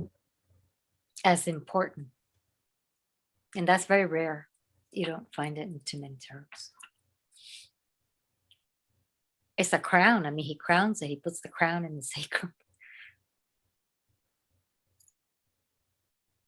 Yep. And the hands, what can we do without hands? We are who we are because of our hands. Without hands, no matter what, you can't do anything. And the legs, so that's what moves you, right? That's how you can move. Sure. And so in that way, the night moves. Right. That The we like. prince, well, he's all about action. Yes, it Is it- moves. And those are the it- things that move us, Yeah. hands and feet, right? Right. I like the little, like I said, the little cat there on the bottom is Yeah. a Hands small, and feet and genitals, right? yeah. I mean, That's what without moves it, us. that's what makes the human is the hands that are and the automotive, the legs that allow you to move. Yeah. So anyway, Yeah, that's some people speak a lot through their hands. Yes, It's like you take away their hands and I'm a they are dancer, able- so I yes. know about hands. yeah. Okay, so moving on to the Splendor The hand Solis. shows the last place where the gesture resides before it leaves the body. So the last place of a gesture in thing is in the hand, Mm. the feet too, before it leaves the body. Huh. It's very telling if you pay attention to people's hands. Say it again. The hands are poetry. Yeah. Except not in this card. The hands are hidden behind some feather or something. Well, it's just crown. The crowns are. Oh, and this one. Yeah. Oh, yeah. Mhm. Yeah. So I'll read this description. So this is from the Splendor Solis cards. I am priest royal of living fire, inner alchemy of the night of Juan'S. I awaken a noble, dynamic energy adventurously into your life's quest. Dear alchemist, I mediate all inspired storytelling about your body of fire. I guide the night's courtly role, helping rule the salamanders, subtle peoples of fire. Work with us, listen inwardly, and challenge religious prejudices, intolerance, and meanness. Open the way to wider horizons. As temple cantor of living fire's great praise, I tell the stories of the tree of living fire, carrying messages between the radiant beings of your most subtle body. Through me, you come to know your world of spirit and all the inhabitants therein, named by tradition, archetypes, deities, lords of mind. Practice my intuitive arts, learn from those inner tutors who set the compass up for your spiritual unfolding. Make contact with the highest within, then seek forms for my bardic stories on the tongues of those who know, and in the libraries of the world's mysteries. You will recognize them because their animated power calls you home to the longed for places of spiritual awareness within your selfhood. When you are lost for words of wisdom and understanding to aid yourself or others, I will be near to help. Okay. That's awfully nice. Can you zoom on the figure? Yep.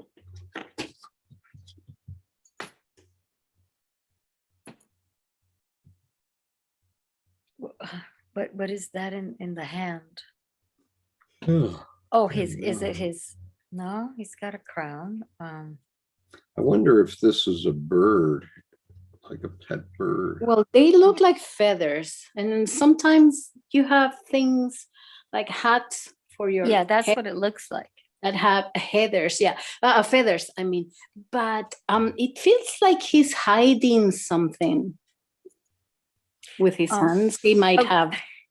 So this is what I get, that he's holding in his hands the different hats he can wear when he's in battle or when he takes the plunge into wherever he's heading, he'll wear a different type of heraldic hat, and not just Mhm. usually a round crown like that is one for a seated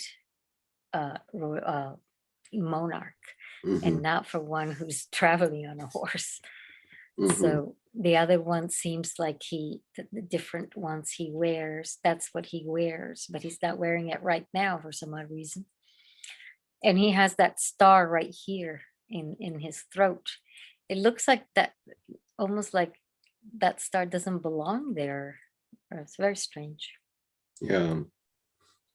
What is that star there? And it doesn't say anything about it on the book. No, I didn't see anything about it on the book. So I wonder if it was always there. But it would be in the place of his throat chakra. Yeah. I'm wondering if it speaks about the type of ruling that he has over people. I mean, the way he addresses people, the way he talks to people. I don't know. It would Mhm. have to be, since he's not riding a horse or anything. Yeah, the Rider-Waite is definitely riding a horse that's galloping. He's Um, riding on his speech, maybe related to words, Yeah. because it is, but it's also touching almost in the heart. It's like, it's not right here, quite on the throat, but kind of like here, which is odd, Yeah. very strange. Let's see. I'm just trying to bring the Rider-Waite one up. Is this an old deck or a new deck? It's a very old, obviously it's an old. Oh yeah, this is 16th century. Mm. So it's very old. Okay, here's the Rider-Waite deck, just for comparison. And I read a lot of, which was very interesting, that a lot of the time the decks were commissioned for weddings, as a wedding present for the couple. Ah, interesting. You didn't know that? Oh my God, yes. The Viscontis, they're all wedding presents. So you see the wife and like that. So yeah. So here the Knight of Wands is forging ahead, very fiery. He's got plumage coming out of his helmet. There's that's the looks plumage. fiery. And And right. So the plumage. And he's got salamanders on his tunic, which represent fire and, getting things moving. And obviously this horse is getting things moving in the sky. Right. It's taking off. Yeah, it's ready. So anything else? There's promise, since there's leaves on the wand. And Pardon? the leaves on the wand. Oh yeah. Means that, there's possibility of growth. Yeah. But, this is very, that there's an impact of energy that comes forth just from the gesture of the move of the picture. But he's also holding it back, right? Because this is him holding it back, right? You can see how the horse is being constrained because it's getting ready to leap. Yeah, it will leap if you don't. It's getting ready. It looks like it's getting ready to take off. Yeah. Okay, so I just for grins here, I'll share the Divine Tarot with you, and this is going to be the last sharing for the evening, because I am. Oh, the fifth. Oh, I didn't do the fifth, did I? No, I'm sorry. Okay, let me do that. I'll go back and do the fifth, because I do have that here, and it's a beautiful card, by the way, although I don't necessarily love the change of names of the suits to be the initiate of fire instead of the Prince of Wands. But anyway, that's just me and my prejudice. But Okay, so the fifth tarot. Are you seeing this? No, you're not. I beg your pardon. No, Yeah, you have to speak up when you're not seeing a card that I I think don't I'm see the card. that I think I'm showing. So there it is. Okay. Oh, Okay.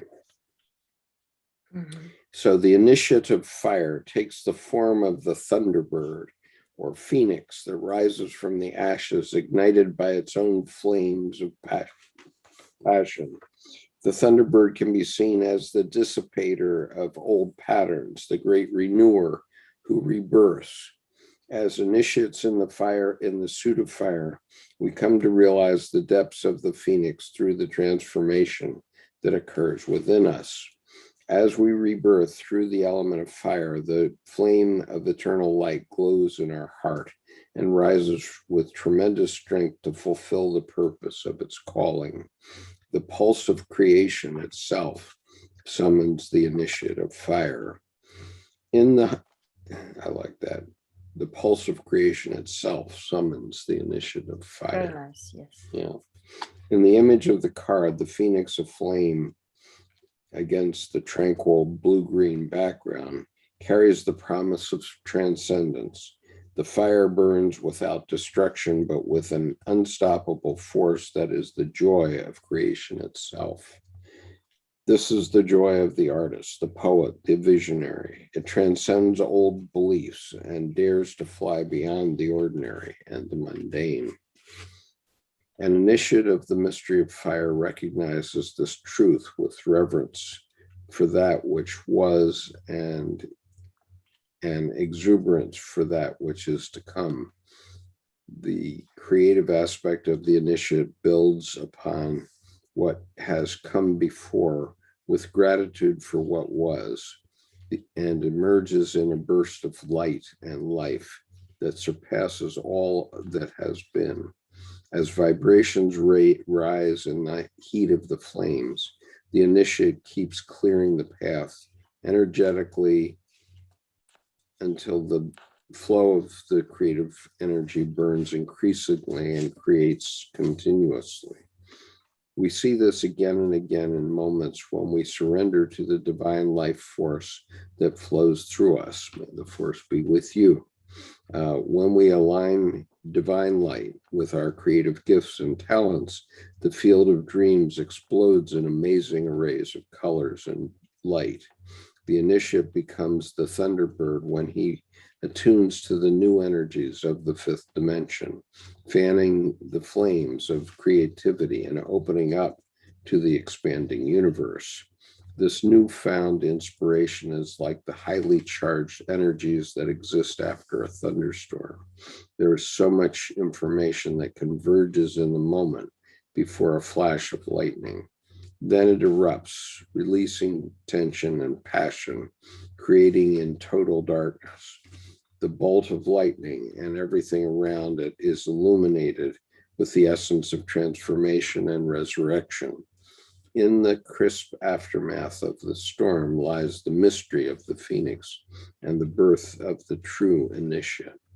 As we rise like the thunderbird, our heart unfolds and we align with the pulse of creation itself. We bring new visions to light as we create from our deepest passions. The path to becoming an apprentice lies wide open as we soar to even greater heights in the flames of eternal love. So, Very poetic. Yeah, what I like about this card is that being that it's in the process of reinventing itself yeah, doesn't seem to be exhausted. On the contrary, it's going up, right? Like full of energy, but right. being a new thing because it's recreating itself. It's Yeah. reinventing itself. Yep, it's very powerful in that way. Mm. Yeah. Hilda, did you want to say something about it?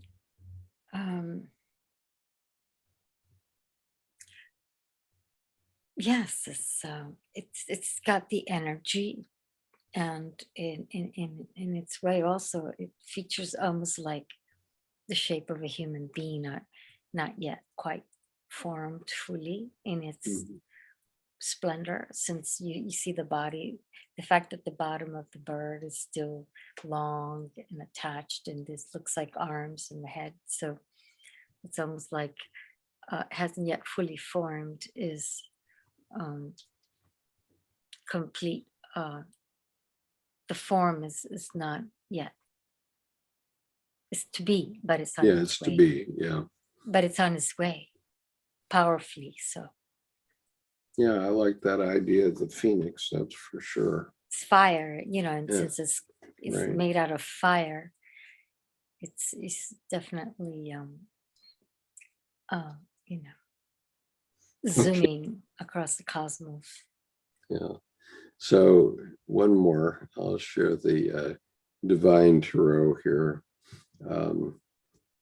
This is sort of the opposite of that card, I would say.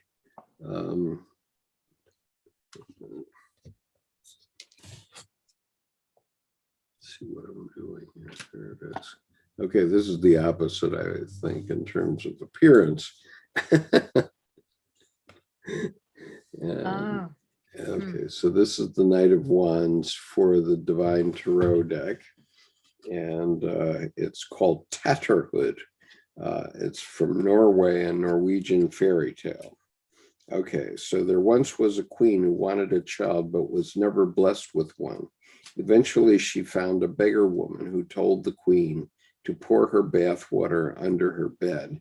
In the morning, she would find 2 flowers growing there.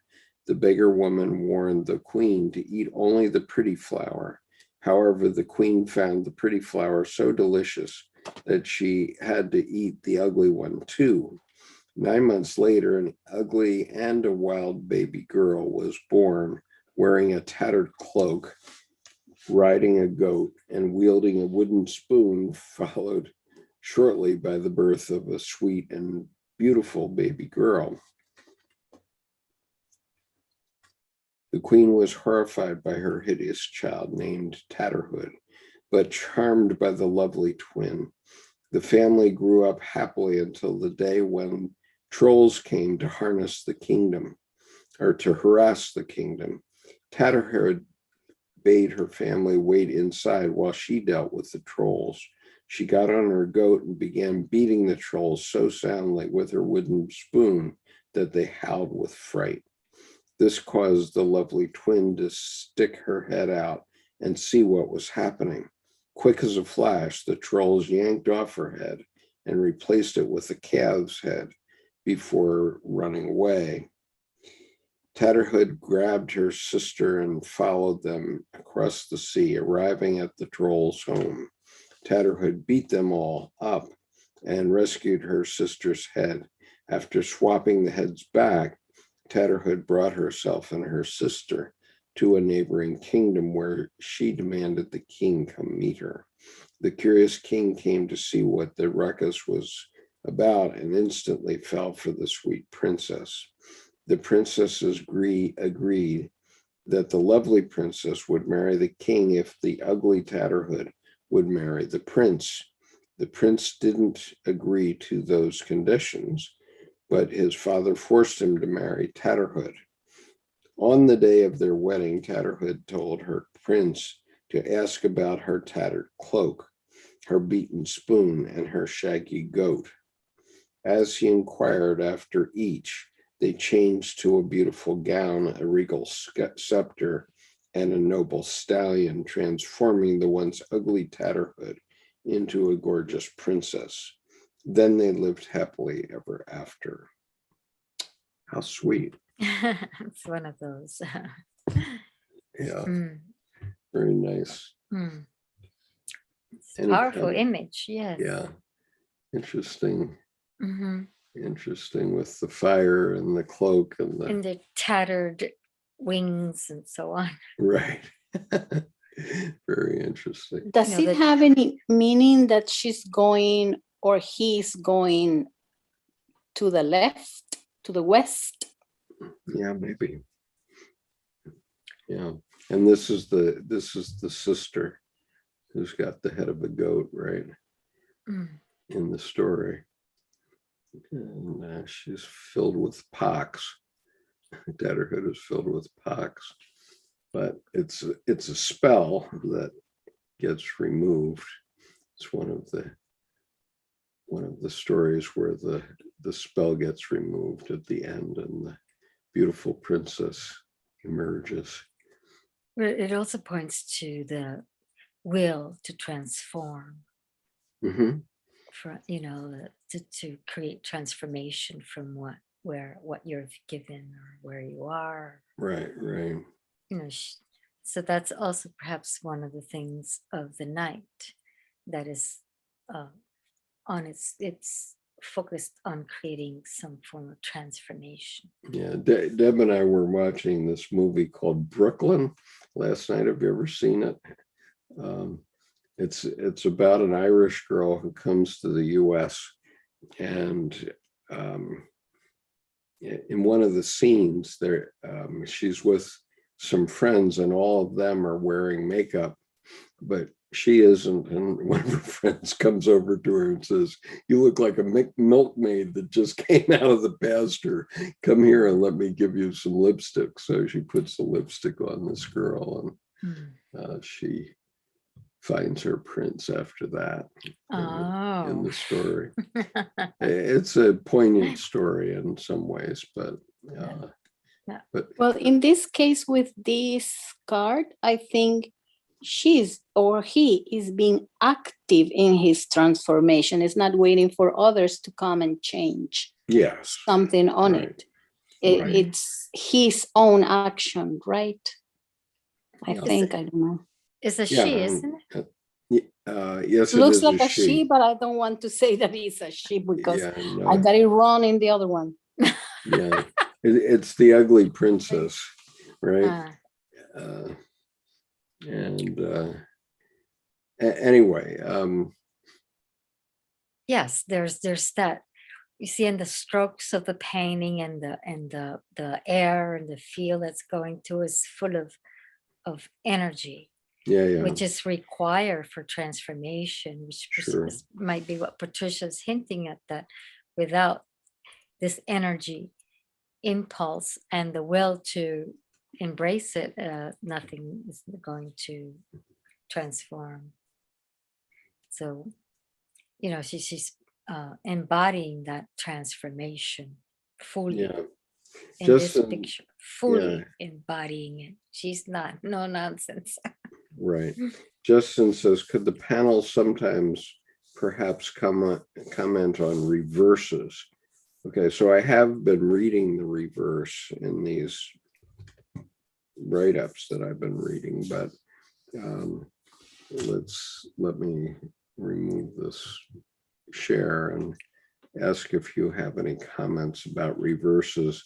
I have to say that I've been working pretty hard the last couple of weeks, and so you need to rest. I'm fading, but I would love to hear if you have something succinct to say about reverses. Otherwise, we'll address that next week. Well, reverses perhaps also, besides showing you the obvious, invites you to look at the opposition. What's opposite about that might be in your shadow, or might be something that you are not looking at, that you need to bring on board before you take off. There's one thing I don't agree with Liz Green on in the Mythic Tarot, because she doesn't believe in reading reverses, and so that basically is ignoring the shadow.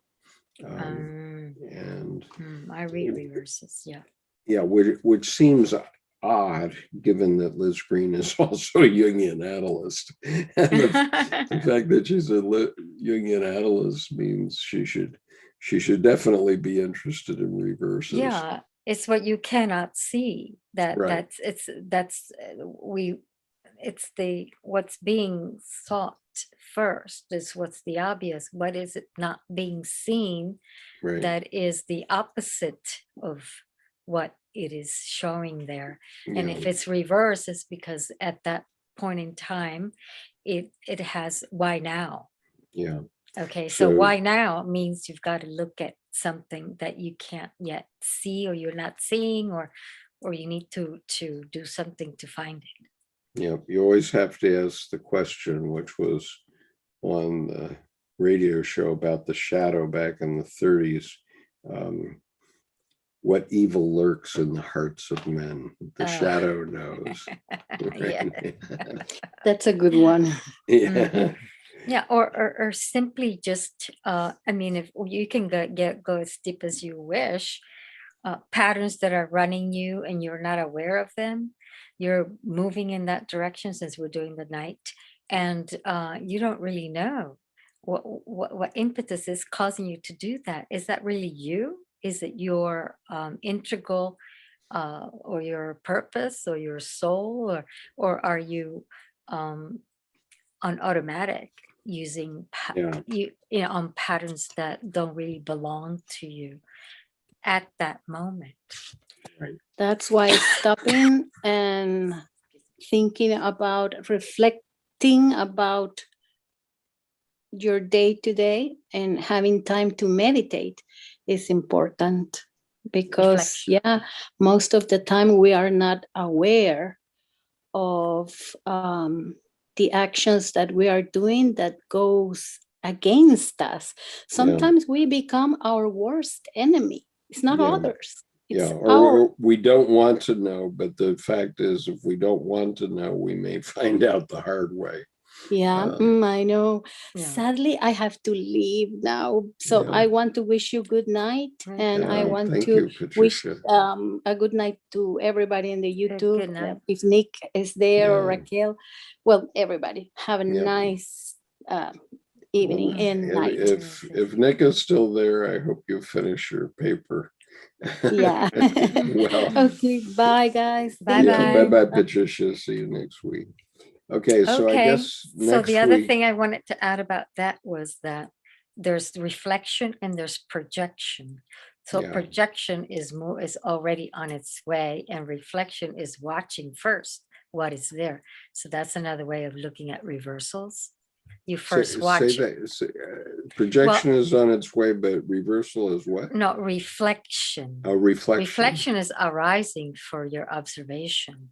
Yeah. And then there's the point of exchange. And the point of I wrote that in my little essay. Then is the point of exchange. Once you watch the reflection, you have given it space and consider it. Then you, oh, am I projecting? Or what's the point of exchange here? Right. Which is really the next step you wish to take. Yeah, and always, you know, when somebody is trying to project guilt, you know, you screw up and you make a mistake, and so you say, it wasn't me, it was him over there. That's projecting the dark side, right? Even because it probably was you. And the poster boy for that was our former president, who constantly wanted to blame somebody else for his ineptitude. Well, I think that's also using language in its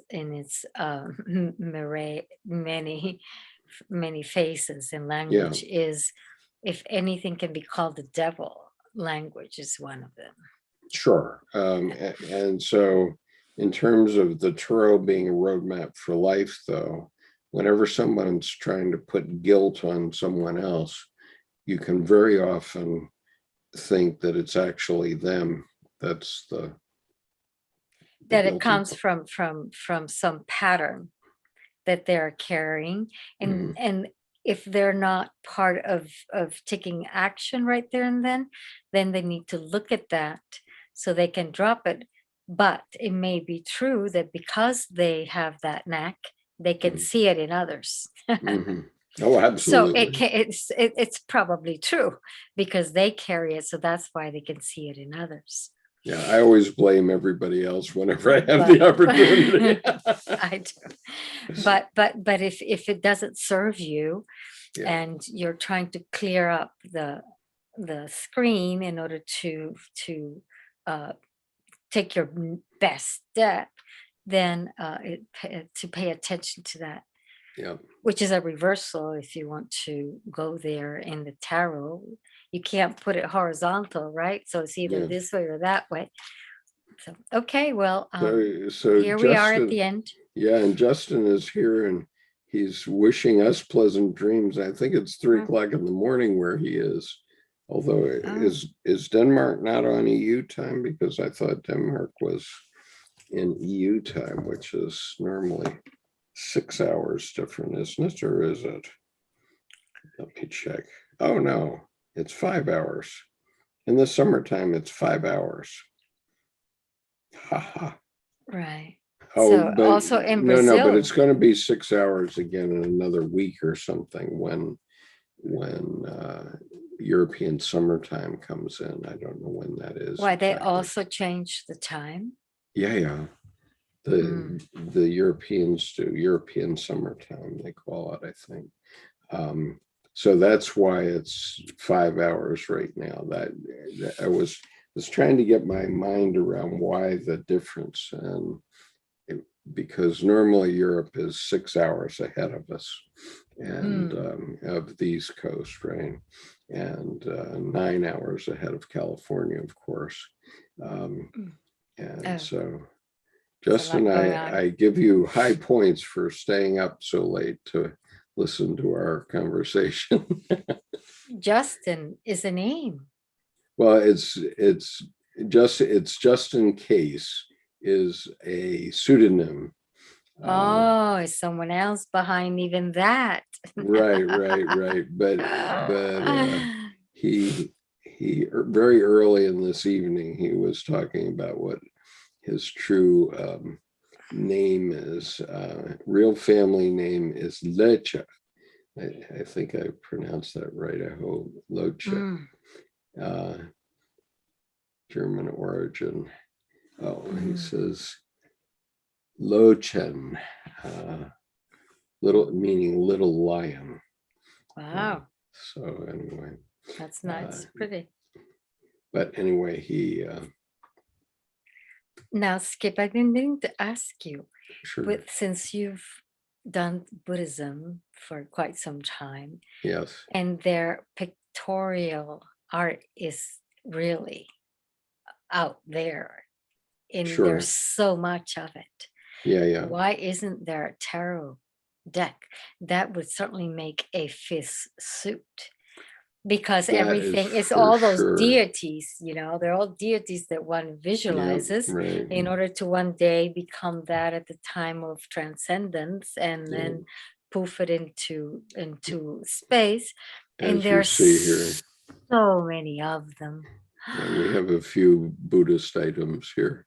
Yes, there's I have a Dorja Drolo, and which is that wrathful one riding a tiger, and a Tara, green Tara. Oh, green Tara, huh? Mm-hmm. But I wanted the wrathful one, and gee, was I in for a surprise. But they've got so many. They're so talented. They got exquisite symbology, exquisite details, like in the vein of the Islamic. They've Sure. got, when they make those incredible mandalas, I mean, they put them Jung's mandalas, Oh, Jung had 2 mandalas on his wall when he was interviewed in 1956 or something, and they're going through his house and hear these 2 big tankas. When I was in Nepal, it's and if they have the right pigment, the rich pigments, oh my God. And everything is also drawn within absolute symmetry. Yep. In order for all the different parts to rise and ignite you. Yeah. So that certainly, if I've ever thought of anything as a fifth suit, is certainly 10 deities. That's nothing. They've got thousands. Oh yeah. And I'll tell you a very good place to get Buddhist paraphernalia if ever you go back to India, is in Trivandrum. The name of the city is really Tiruvananthapuram. Tirumandiram, where Maharishi, where the ashram for Maharishi? yeah, where the ashram for Tirumandirabam or something like that. Is that the one you're talking about? No, I'm talking about Buddhist art. Okay, that is done by Nepalese refugees or Nepalese Indians. Okay. What is it called? Buddha? Well, it's if you go to Trivandrum, which is the most southern major city of India, in the state of Kerala, in that, on the beach or near the beach is a major hotel. It's a 3-star hotel called the Ashoka Hotel. And right adjacent to it is a huge community of Nepalese who either import the Buddhist art or do it. Some of them do it themselves, but you know, they have numerous shops there. And I used to buy it thinking that I could sell it to my wife's sangha, but she says, "Oh no! If we're giving it to our friends, we have to give it away." I go, "Oh." All right. So much for the commercial idea. Yeah, I went to a place in Tamil Nadu. I'm Mhm. wondering if it's that one. It's a Buddhist community that's right Yeah, there in the south of India. Yeah, But there are a lot of them. But they didn't. They have very beautiful temples, but they didn't have, you know, outstanding tanka. So I certainly didn't go to but the in Nepal, Oh yeah, Nepal and where they have the stupa, the huge stupa, mhm. and all around it there's shops around that huge stupa, and then you go into these alleys, these little alleys, Yeah. an alley. That's impressive. They have You mean wow. the little alleys, tourist traps? Oh, but you can also go to, You they can get some very nice yeah, treasures. they're all there, meaning Yeah. there's some temples there. Yeah, I lots visit of I artists. visit yeah, well, I went through a pilgrimage, so I don't really, but I visit one of those temples at 5 a.m, and they played, and it was a group, right? But in that morning, only I was there. Before, the day before, some other guys have gone. They said, oh, they gave us muffins and tea. And I said, oh, yeah, I was looking forward to a muffin and a tea. You know, next day when I was the only one who showed up that one day at 5 o'clock, and all at least 100 monks or so. They had the drum and the thing to beat it. It stands like this. The drum stands up like so. Wow. And they had all the horns lined up on the corner. And I was sitting back there. Oh my God. And you're the only audience. I'm the only, well, right. But this is what for me was just beyond. Yeah. They knew, whomever was there, you know, one person to it, something about that person. And so the other guys got tea and muffins because that's probably what they appreciated. You know, having tea and muffins, you know, there's, you know, oh, that's yeah, delicious. sure. But to me, I'm waiting for the tea and muffins, and there were no tea and muffins. They played this, you know, sometimes when I hear those horns and so on, they're dissonant. Yeah. Oh, and they're so intense. Yeah. But they played almost the most sublime symphony. I mean, this was like out of this world. Yeah. And out of nowhere, they played this with all those drums. I mean, that I was transported. I wish I could have taped it. I mean, it's like Mozart with those horns, and so they knew somehow they can pipe into, and they can pipe into that empty space that I was talking about and deliver music from the cosmos. Yeah, This was music from the cosmos. This guy go to Juilliard or something? No. and do you know of the Guto monks that can chant? They chant together, and each one of them can produce 3 tones simultaneously. Excuse me. Bless you. I guess we're coming to our spring sprung, but they can produce these 3 tones that when you're first listening to them, they sound cacophonous, but if you play them at a different speed, you would swear that you were listening to a Native American dance. It's very interesting. Very interesting. It's impressive. Yeah. Yeah. I wish they make a recording. Yeah. But they will do it according to. There are recordings of the Guto months and so on. Yeah. But not from what I heard. What I heard, I've never heard a recording. Because it sounded like a symphony, I tell you, between the drums and the horns and the whole all kinds of horns there. Yeah, well, you were in the place, right? I mean, some of these monks do travel around and bring. How did they know that about me? I mean, of course, I've danced for 25 years, so I'm very tuned to music. So they intuit. Yeah, and they certainly intuit, but also I think they're going to do it no matter what, no matter whether someone comes or not, or maybe someone will come late or whatever. So I've never heard it. I've heard stuff that I would say, oh my God, it's so loud and bothered, but here they just I tell you, they piped in cosmic music. Absolutely. I don't know. Absolutely. If it's cosmic. And the Dalai Lama rises every morning at either 2 or 2:30 every day.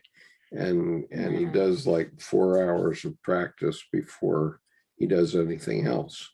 And that's a lot of practice. Yeah, there is a lovely recording out that just came out in the last 6 months, I would say, of the Dalai Lama doing his various mantras the way he does them, and he describes them in English between them. So it's quite a special recording. And so he's describing them in English, and then he goes ahead and does them. And that's and when they do that thick voice that they do, that's also like it's a key to transcendence. So I was transcendent there for at 5 a.m, freezing, really cold. I never knew what hit me. I'm sure. Cosmoland. Okay, well, I know that you want to end it, so no, I'm gonna tell you one story like that though. One time Debbie and I went to Cool Font, which is a resort in West Virginia, right on the Maryland border, and at this place they had a sign that said, tonight Paul Winter will play. And Paul Winter is this incredible musician that has done these meditational sounds, especially of animals. And so he did, I think his album is called Song of the Wild Things, and he had just recorded it. And so he said he goes out into the woods with guides and so on, and tries to imitate the animals' sounds, their mating sounds and such. And so he's out there one night with hearing moose sounds. So he takes his saxophone, I think, and starts to replicate the moose's sound. And guide says, well, that's the mating sound of the moose. And you know how the male moose finds the female moose?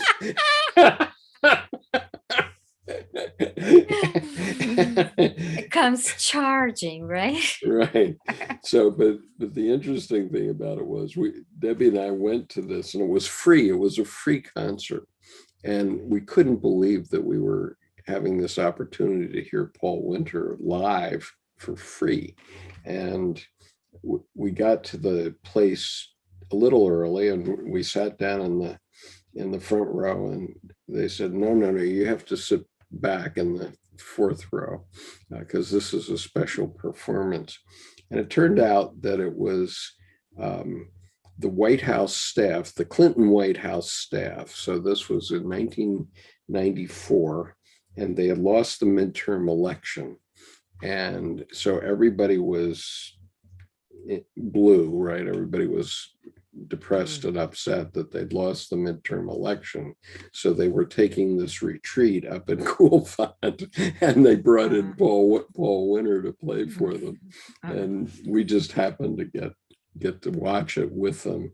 It was a very, very special night. Never heard of him. I'll look him up.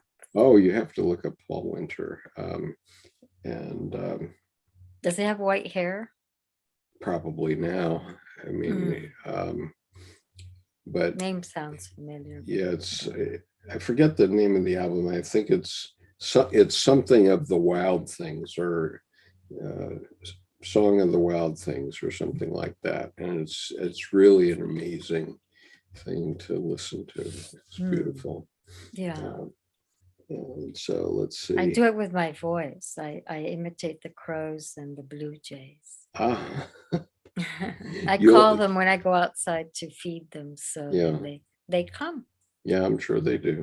And the what happens is that even from far away, the ravens or the crow, they hear this call, and then once I'm maybe walking, a mile away or something, and there's this cacophony of the birds, and they're actually imitating my call.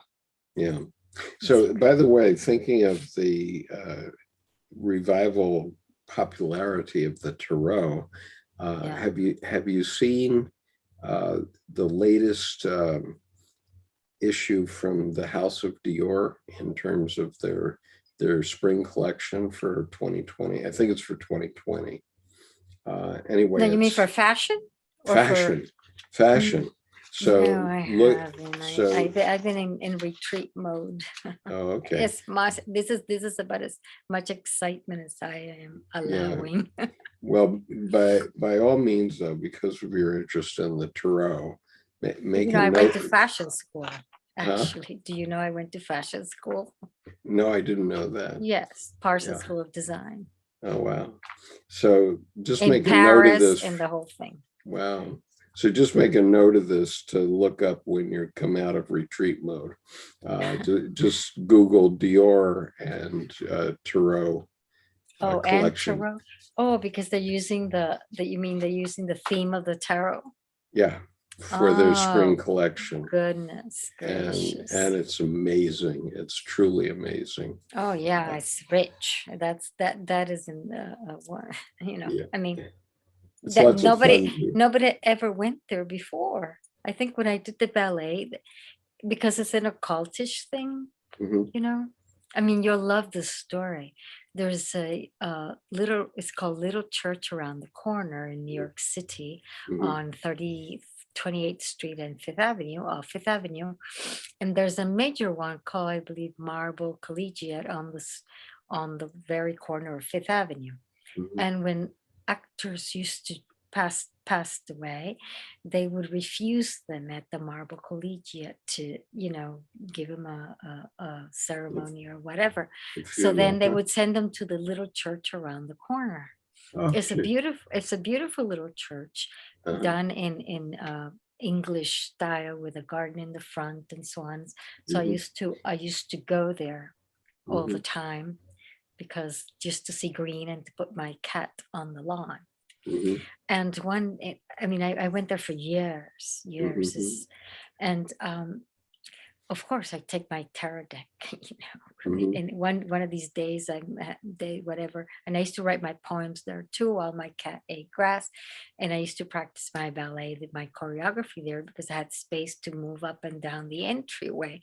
And then I Mhm. was doing it to the angels and to God, so that everything was good and dandy, right? Right. And so one day I'm doing the tarot, ding ding, and all of a sudden 3 figures dressed in black cloaks all the way to the floor came and surrounded me because I would sit on the curb right there. The place would be closed by the time I Mhm. went. It was 5 or 6 o'clock or something. Right. And I would jump the little fence. It was just a little fence, and then I would go sit there. Mhm. They surrounded me. What are you doing? This is not allowed. And I mean, like if I was doing some black magic or something. Yeah. And I said to them, well, what do you mean? This is the game of life. This is the game of life. What do you want? Me to read this instead? And then I had this little Bible with me. And then, you want me to read this instead? And this is now. This is like, I don't Yeah. know, 20 years ago. Yeah. Okay. So Modern- yes. And I used to modern go there all the attitudes. time, and I had a black cat. Imagine that. My cat was but I went there for free. I went there through different rectors that came and went and the whole Yeah. thing. So they couldn't really, that was astounding to me. Dressed in Yeah. a black cloak to the floor. Wow. Okay. Wow. Hmm. They were trying to scare you or something. Or maybe this Yeah. is how they did it. How they actually did when they encountered. And I was doing the tarot. Yeah. That's what I was doing. And it was the mystic tarot. The mystic tarot. Which is Greek, about Yeah. the story of life. I go, this is a story of life. Isn't that what you're all about? Not so much. Mm, Not so much anymore. I mean, yeah, it's that was that's a what I'm very, reading in on Sunday mornings. This is one of the 2 books I'm reading, The Mystical Path Less Travel. and Jungian. oh, yeah. Look, I have this one here. This is very good too. Oh, Jung in the Tarot, Archetype. Do you have it? I think I do have. That's the one by Sally Nichols. Yes. Yeah, I do have that. Yeah. Yeah. But I've got some. There's my mentor has a nice collection of Jungian work. Goodness Mhm. gracious, and that it's so rich. You can use Mhm. it for anything, for Sure, literature, for tarot, Right. it's all there. Well, we still have 7 people listening in on our Oh, lovely really? conversation. Well, consider making a tarot out of all the amazing pantheon of Tibetan Buddhist deities Yeah, and that so would on. be great. I mean, it Yeah. is so rich and intense. Yeah. It's got it all. Yeah, I know, I- but there's no tarot that follows the Bible either. Yeah, well, there's a tarot of the angels. Okay, Tarot of you know, the Angels. Okay. so it shows up here and there. Yeah, it's called Tarot of the Angels. You know it? No, I don't. Yeah, there's one called Tarot of the Angels, and everyone is an angel in that deck. Everyone. So, And that's the. but it's not. I need the dark side. But it's not necessarily, based on, just like the touchstone tarot, which I actually like. Mhm. It's they're all portraits. It's taken out of classical art. So they're all portraits of people, Queen Elizabeth, Eremos, and this one and that one. Mhm. So in when they open the box and show it, they say, well, I make friends with all these people. After doing it so much, you connect to the not only the archetype of that being represents, because they've you can read all about them, right? Mhm. But you can actually, there are people who are now starting to write some things in America about so and so and so and they passed on already, and then they contact to see what comes to them so they can be more accurate in what they're writing about. Mhm. And so that's another way of using the tarot, just Yeah, sure. not commonly known, but that's I'm sure it works. I'm sure it yeah. works. So with the deities of the Tibetan Buddhists, which have and the Indians too, in Yeah. India they really, one comes from the other, because you can see in the Yeah, Indian no, that's obvious. art Yeah, that it transferred, but right. it's incredible, and Yeah, I can't very imagine. often you can't tell the difference between Hindu and Buddhist art. Yes, Yeah. it's very rich, and you said you had a contact that in India, so that might be something you No, I may have want to more than one consider. contact in India. At one point before 2005, I had 40 production centers in India. Right, they were not art productions, were No, they were not. They were medical transcription centers that I had Right. created. No, I'm talking about their art. It's really, and since India at some earlier time was a place, if you read one of those Osho book called India, My Love, he makes Mhm. reference to, India was a very advanced place with Oh yeah, very wealthy people. it still is. The Indians Yeah. are far ahead of us in terms of our spiritual lives. Right. Yeah. But, and, the country has its things. pardon? The country has its, well, during Well, pilgrimage, you get to see other sides of the coin. yeah, well, I mean, India is very modern in some places, and it's still the 12th century in other places. Mm-hmm. Very much Yeah. so. I know that very well. Yeah, it's a very unusual country.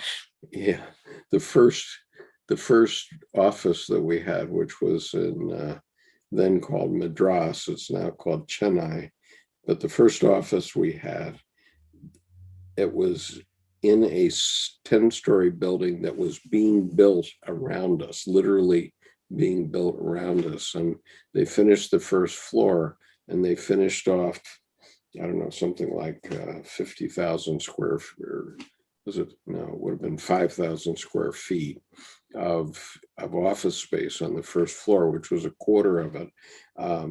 And we were in there for like 18 months while they were building the building. You can never do that in the United States, but 18 months, wow. yeah. And That's so a long time. these ladies are walking up the stairs with 3 layers of bricks on their hard hat.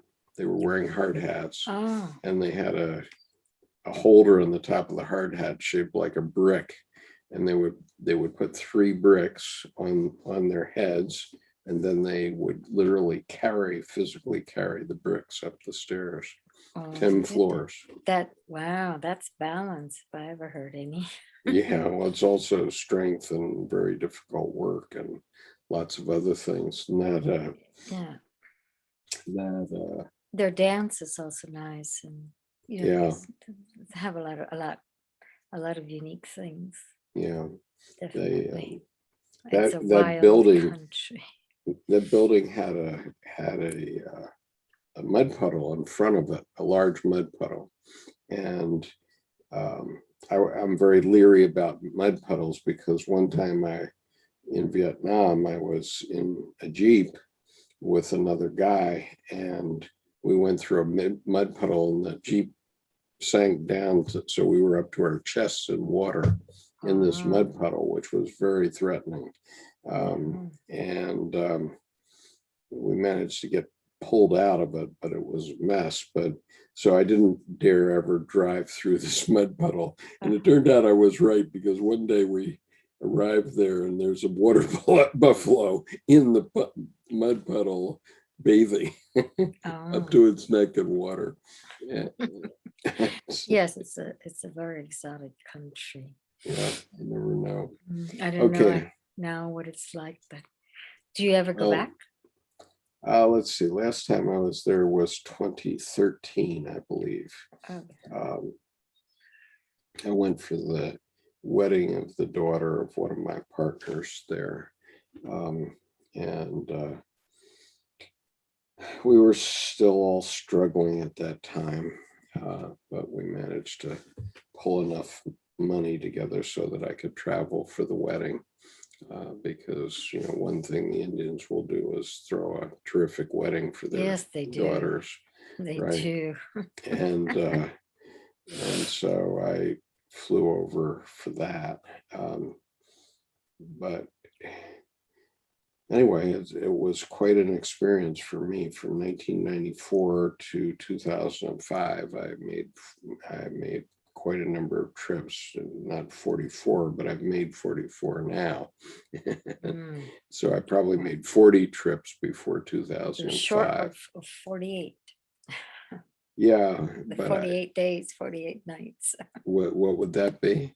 48 nights, 48 days in the desert, you know? And You know, the desert, the 48 days of being in the desert and without water and all of that. Isn't it 48? I don't know. Yeah. What are you referring to?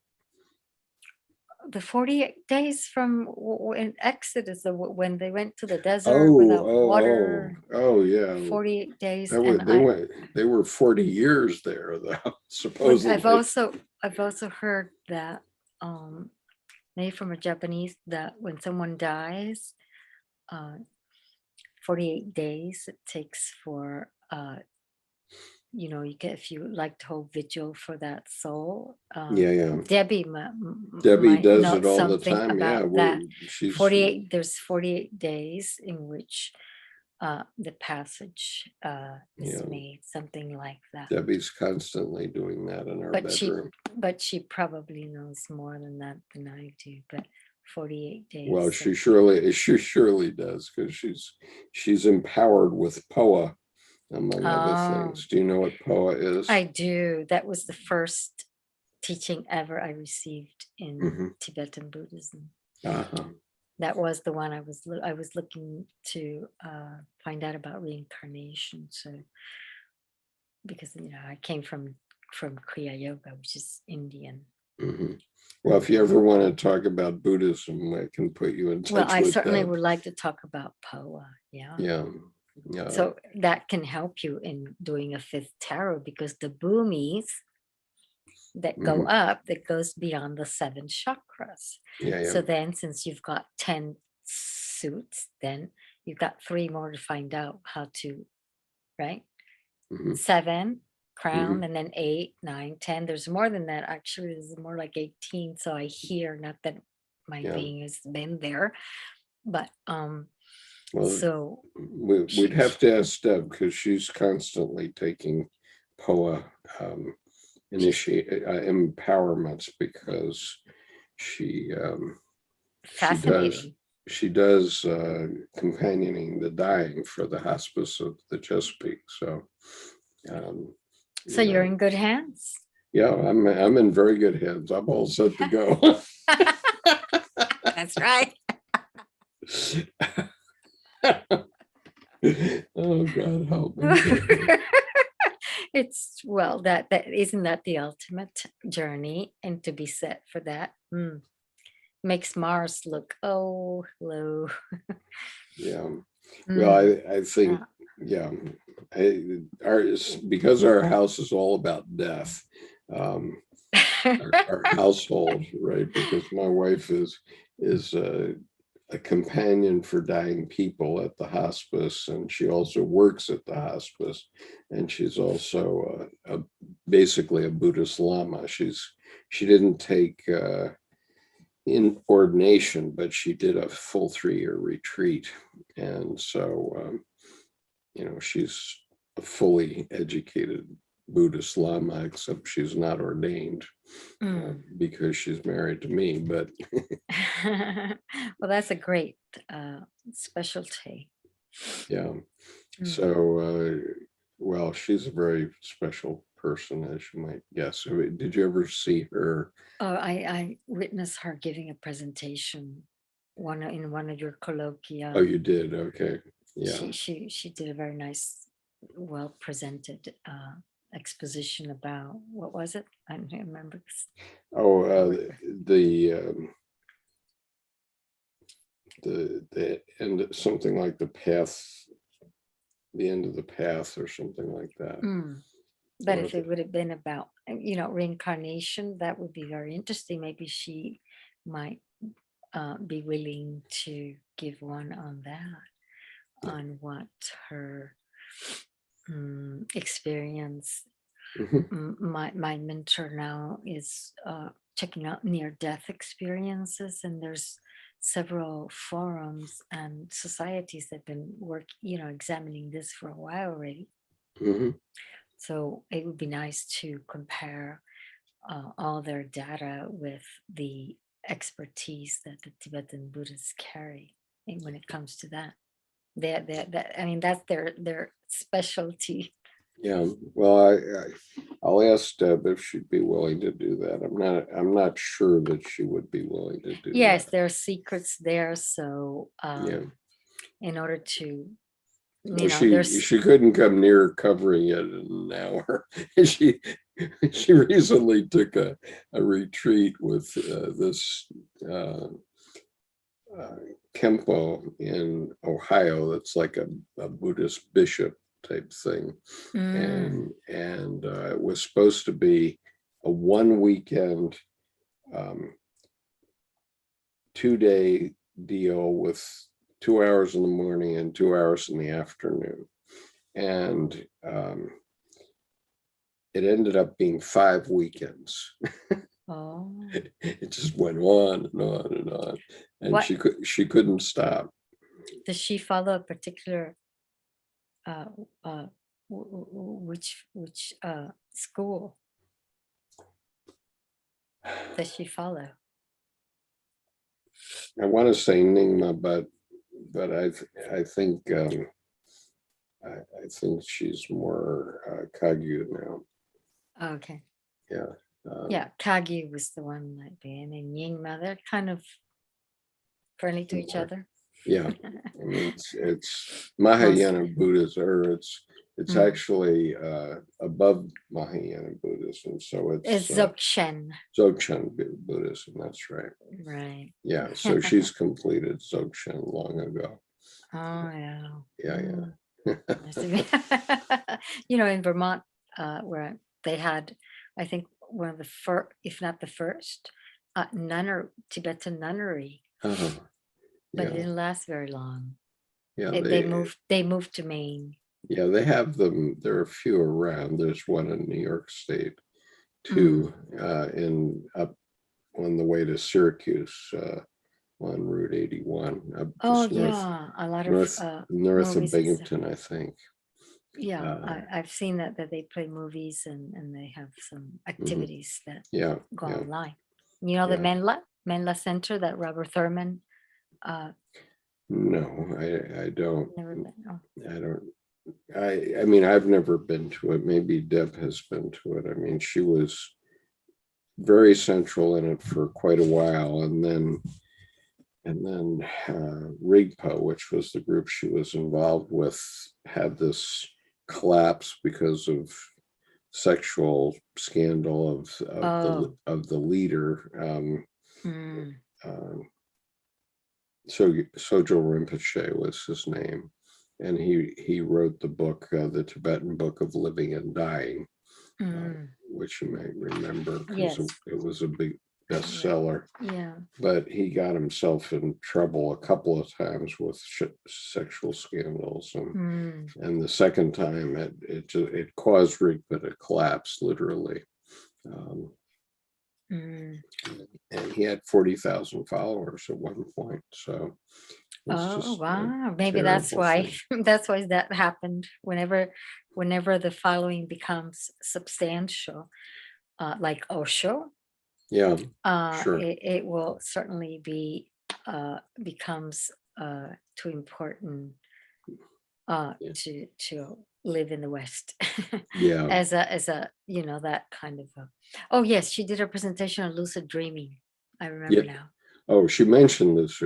She mentioned lucid dreaming and provided some name of books. Right. Lucid dreaming is now in the psychology community the hottest topic around.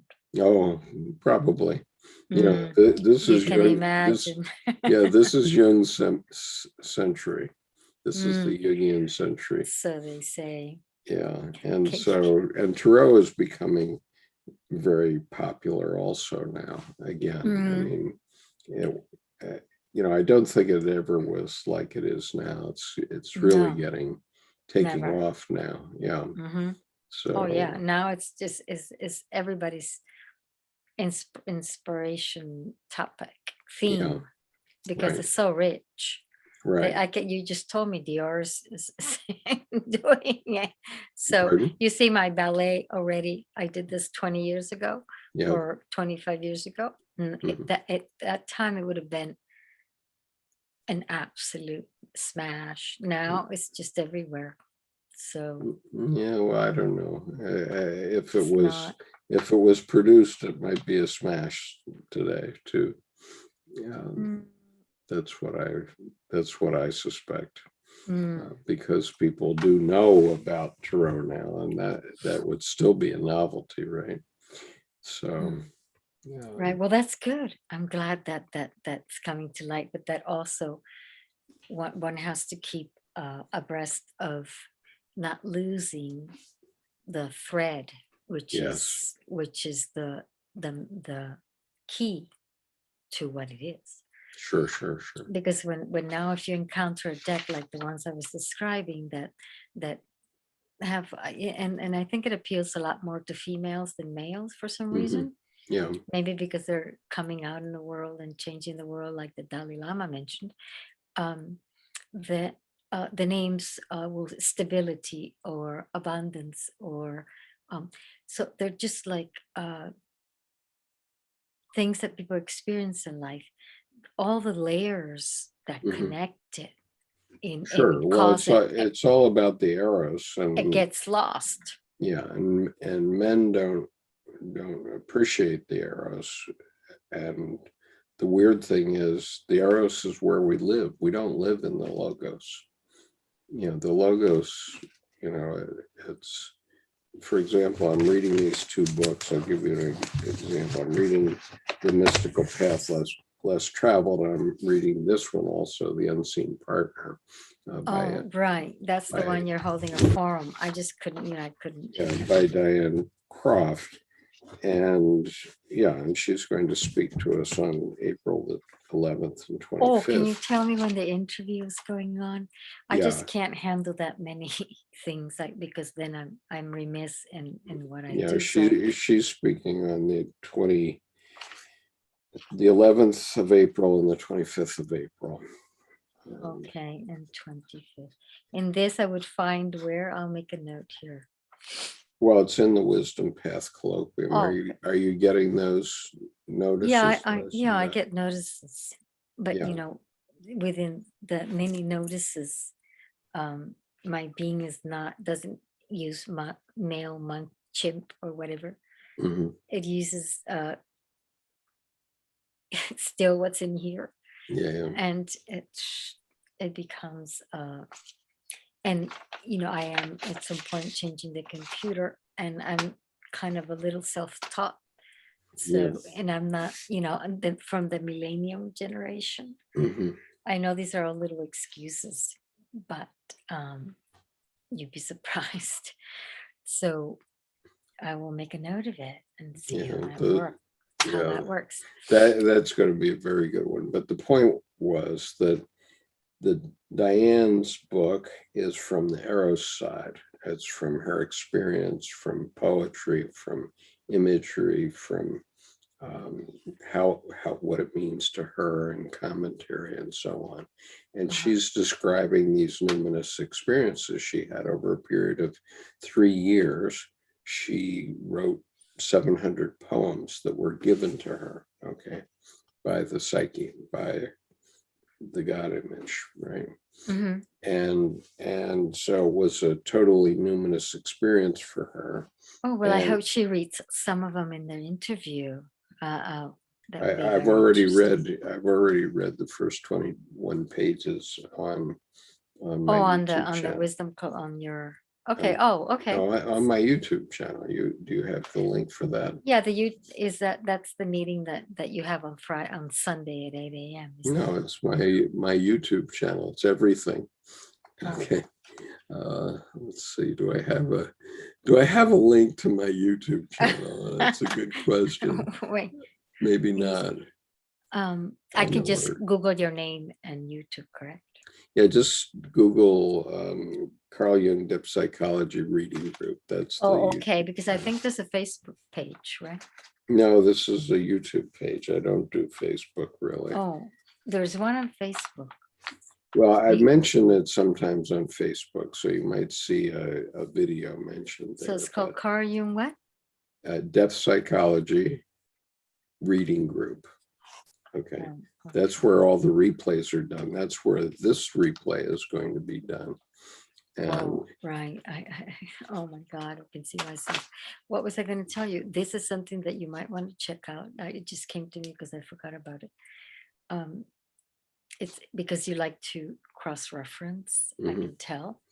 It's called Human Design. Mhm. And Human Design is probably created. It uses the I Ching, it uses astrology, it uses maybe one or two other, and the Kabbalah and whatever else. Mhm.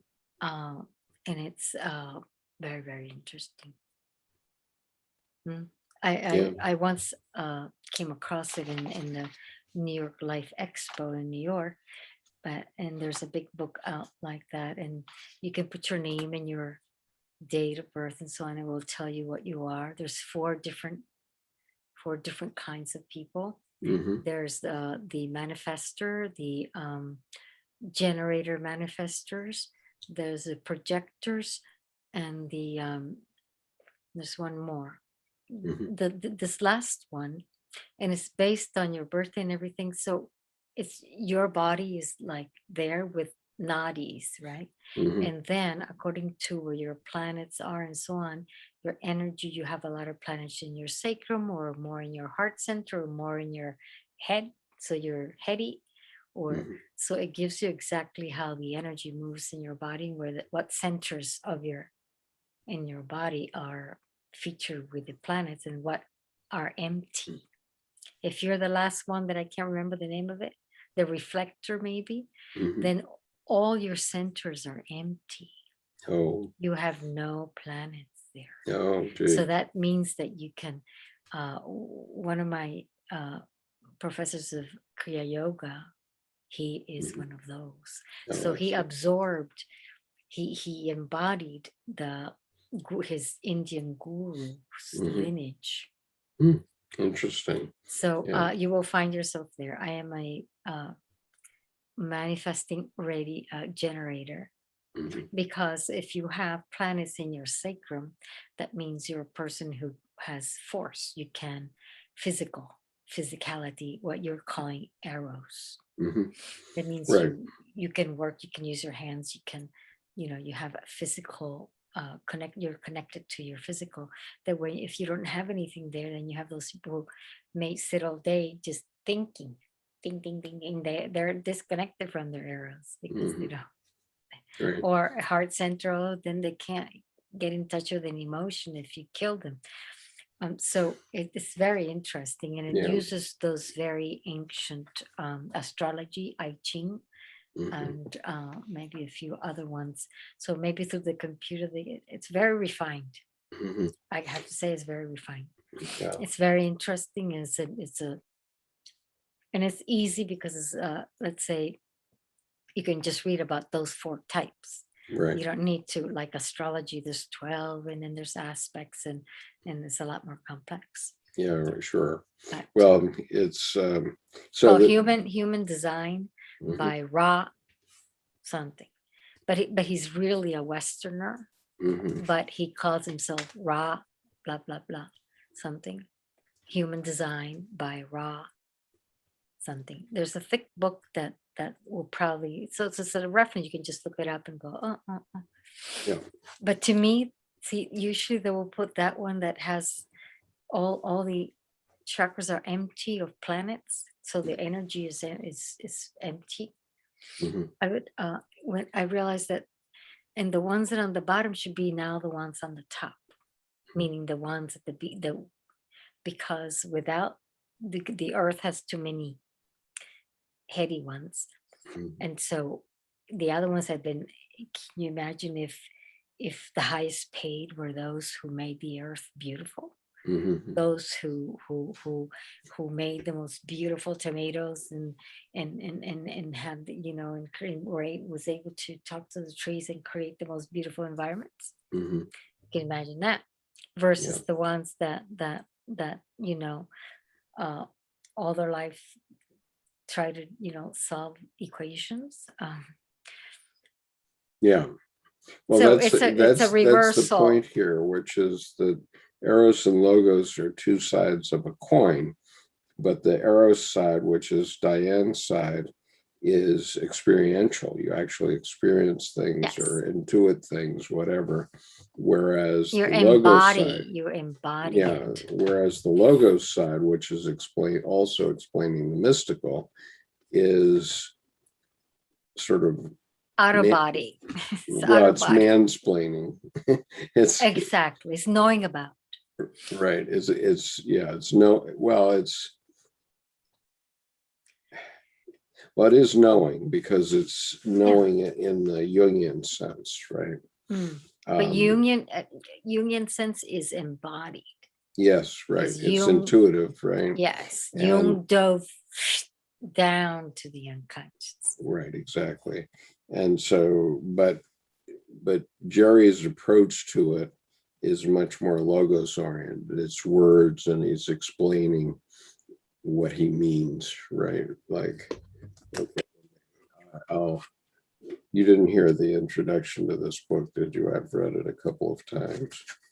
But I understand is the word numbers and words have been ruling for a long time. Yeah. Now they need to pair up with Right. what's missing, and then there's a beautiful marriage.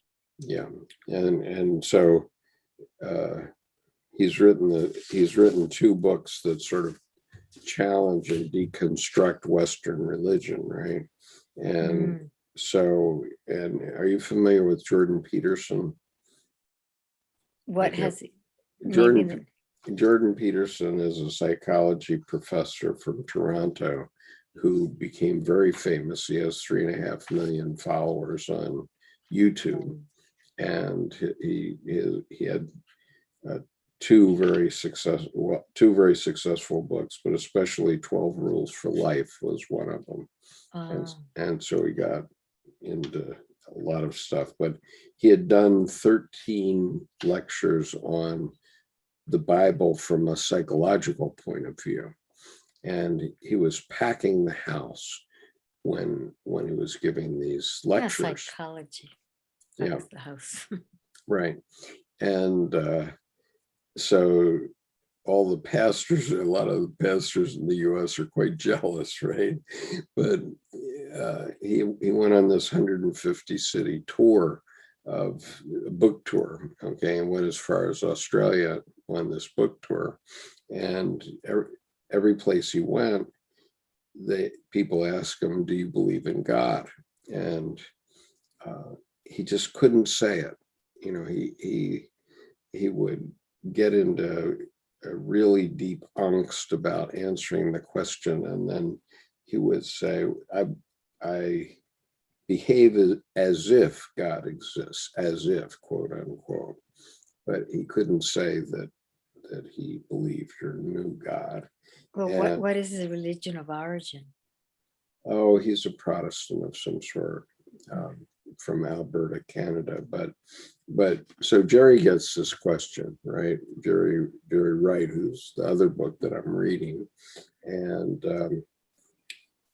he says he's asked, "Do you still believe in God?" And mind you, he served as a Presbyterian minister for many years, and he's an analyst. And so when people ask that, he says, "Do you mean the God of the Judeo-Christian tradition, the God of the Old and New Testaments, the God of Abraham, Isaac, and Jacob?" And once he gets an affirmative response, he says, No, of course not. Then he says that I then amplified that God image of my ancestors is no longer meaningful to me, though in my childhood and early adulthood, it was the center of my religious life and church life. But its shelf life expired. It had its best by age 30 expiration date. After that, it was no longer nourishing. It was tasteless and likely toxic for me personally. And then he says, with the Sufi mystics, it is sufficient for me to say there is no God except the experience of God. And with Jung, I know, I don't need to believe, I know. And then he says, at this stage in my life, when I speak of God, I mean the animating powers and felt presences at the heart of the matter itself and at the heart of all that does matter. God is no longer an external, supernatural, metaphysical interventionist being. That was a good story once upon a time, but these times demand more, beginning with taking more responsibility for our own godlike capacities for great good and great evil. God is being itself, life itself, in all its mystical mixture, and we are its human conduit. With such a perspective, life is a mystical path, every step, every day, every moment, everywhere, and every when. Yeah, I agree. I don't know about needing more evil in the world, but you know, everything else sounds good. Yeah. Yeah, that's bringing in the embodiment of it. But other than that, they are also, it is inside, but because we connect, so you can also connect to, but it's not, it was always out there. So then Before, who's home? but Nobody's home here. Yeah, nobody's home here, but we have to bring it back inside Yeah, and take exactly. responsibility. He says, Yeah, who's home? Oh, yeah, up there. we are the gods that we Exactly. projected out on the universe. Yeah, the And so, Buddhists have it right, and the old Siddhas of southern India. Wow. yeah, You know. definitely. Okay, So, well, okay, gee, we I kept gotta you get to- entertained beyond your bedtime. We still have 8 people watching, Gilda. Really? So Oh, you and I have done a entertaining. have had an entertaining conversation, and even Justin Case, who is in Denmark, where it's now 4 a.m., is still awake. So get some sleep, Justin. Take care. Okay. Thanks for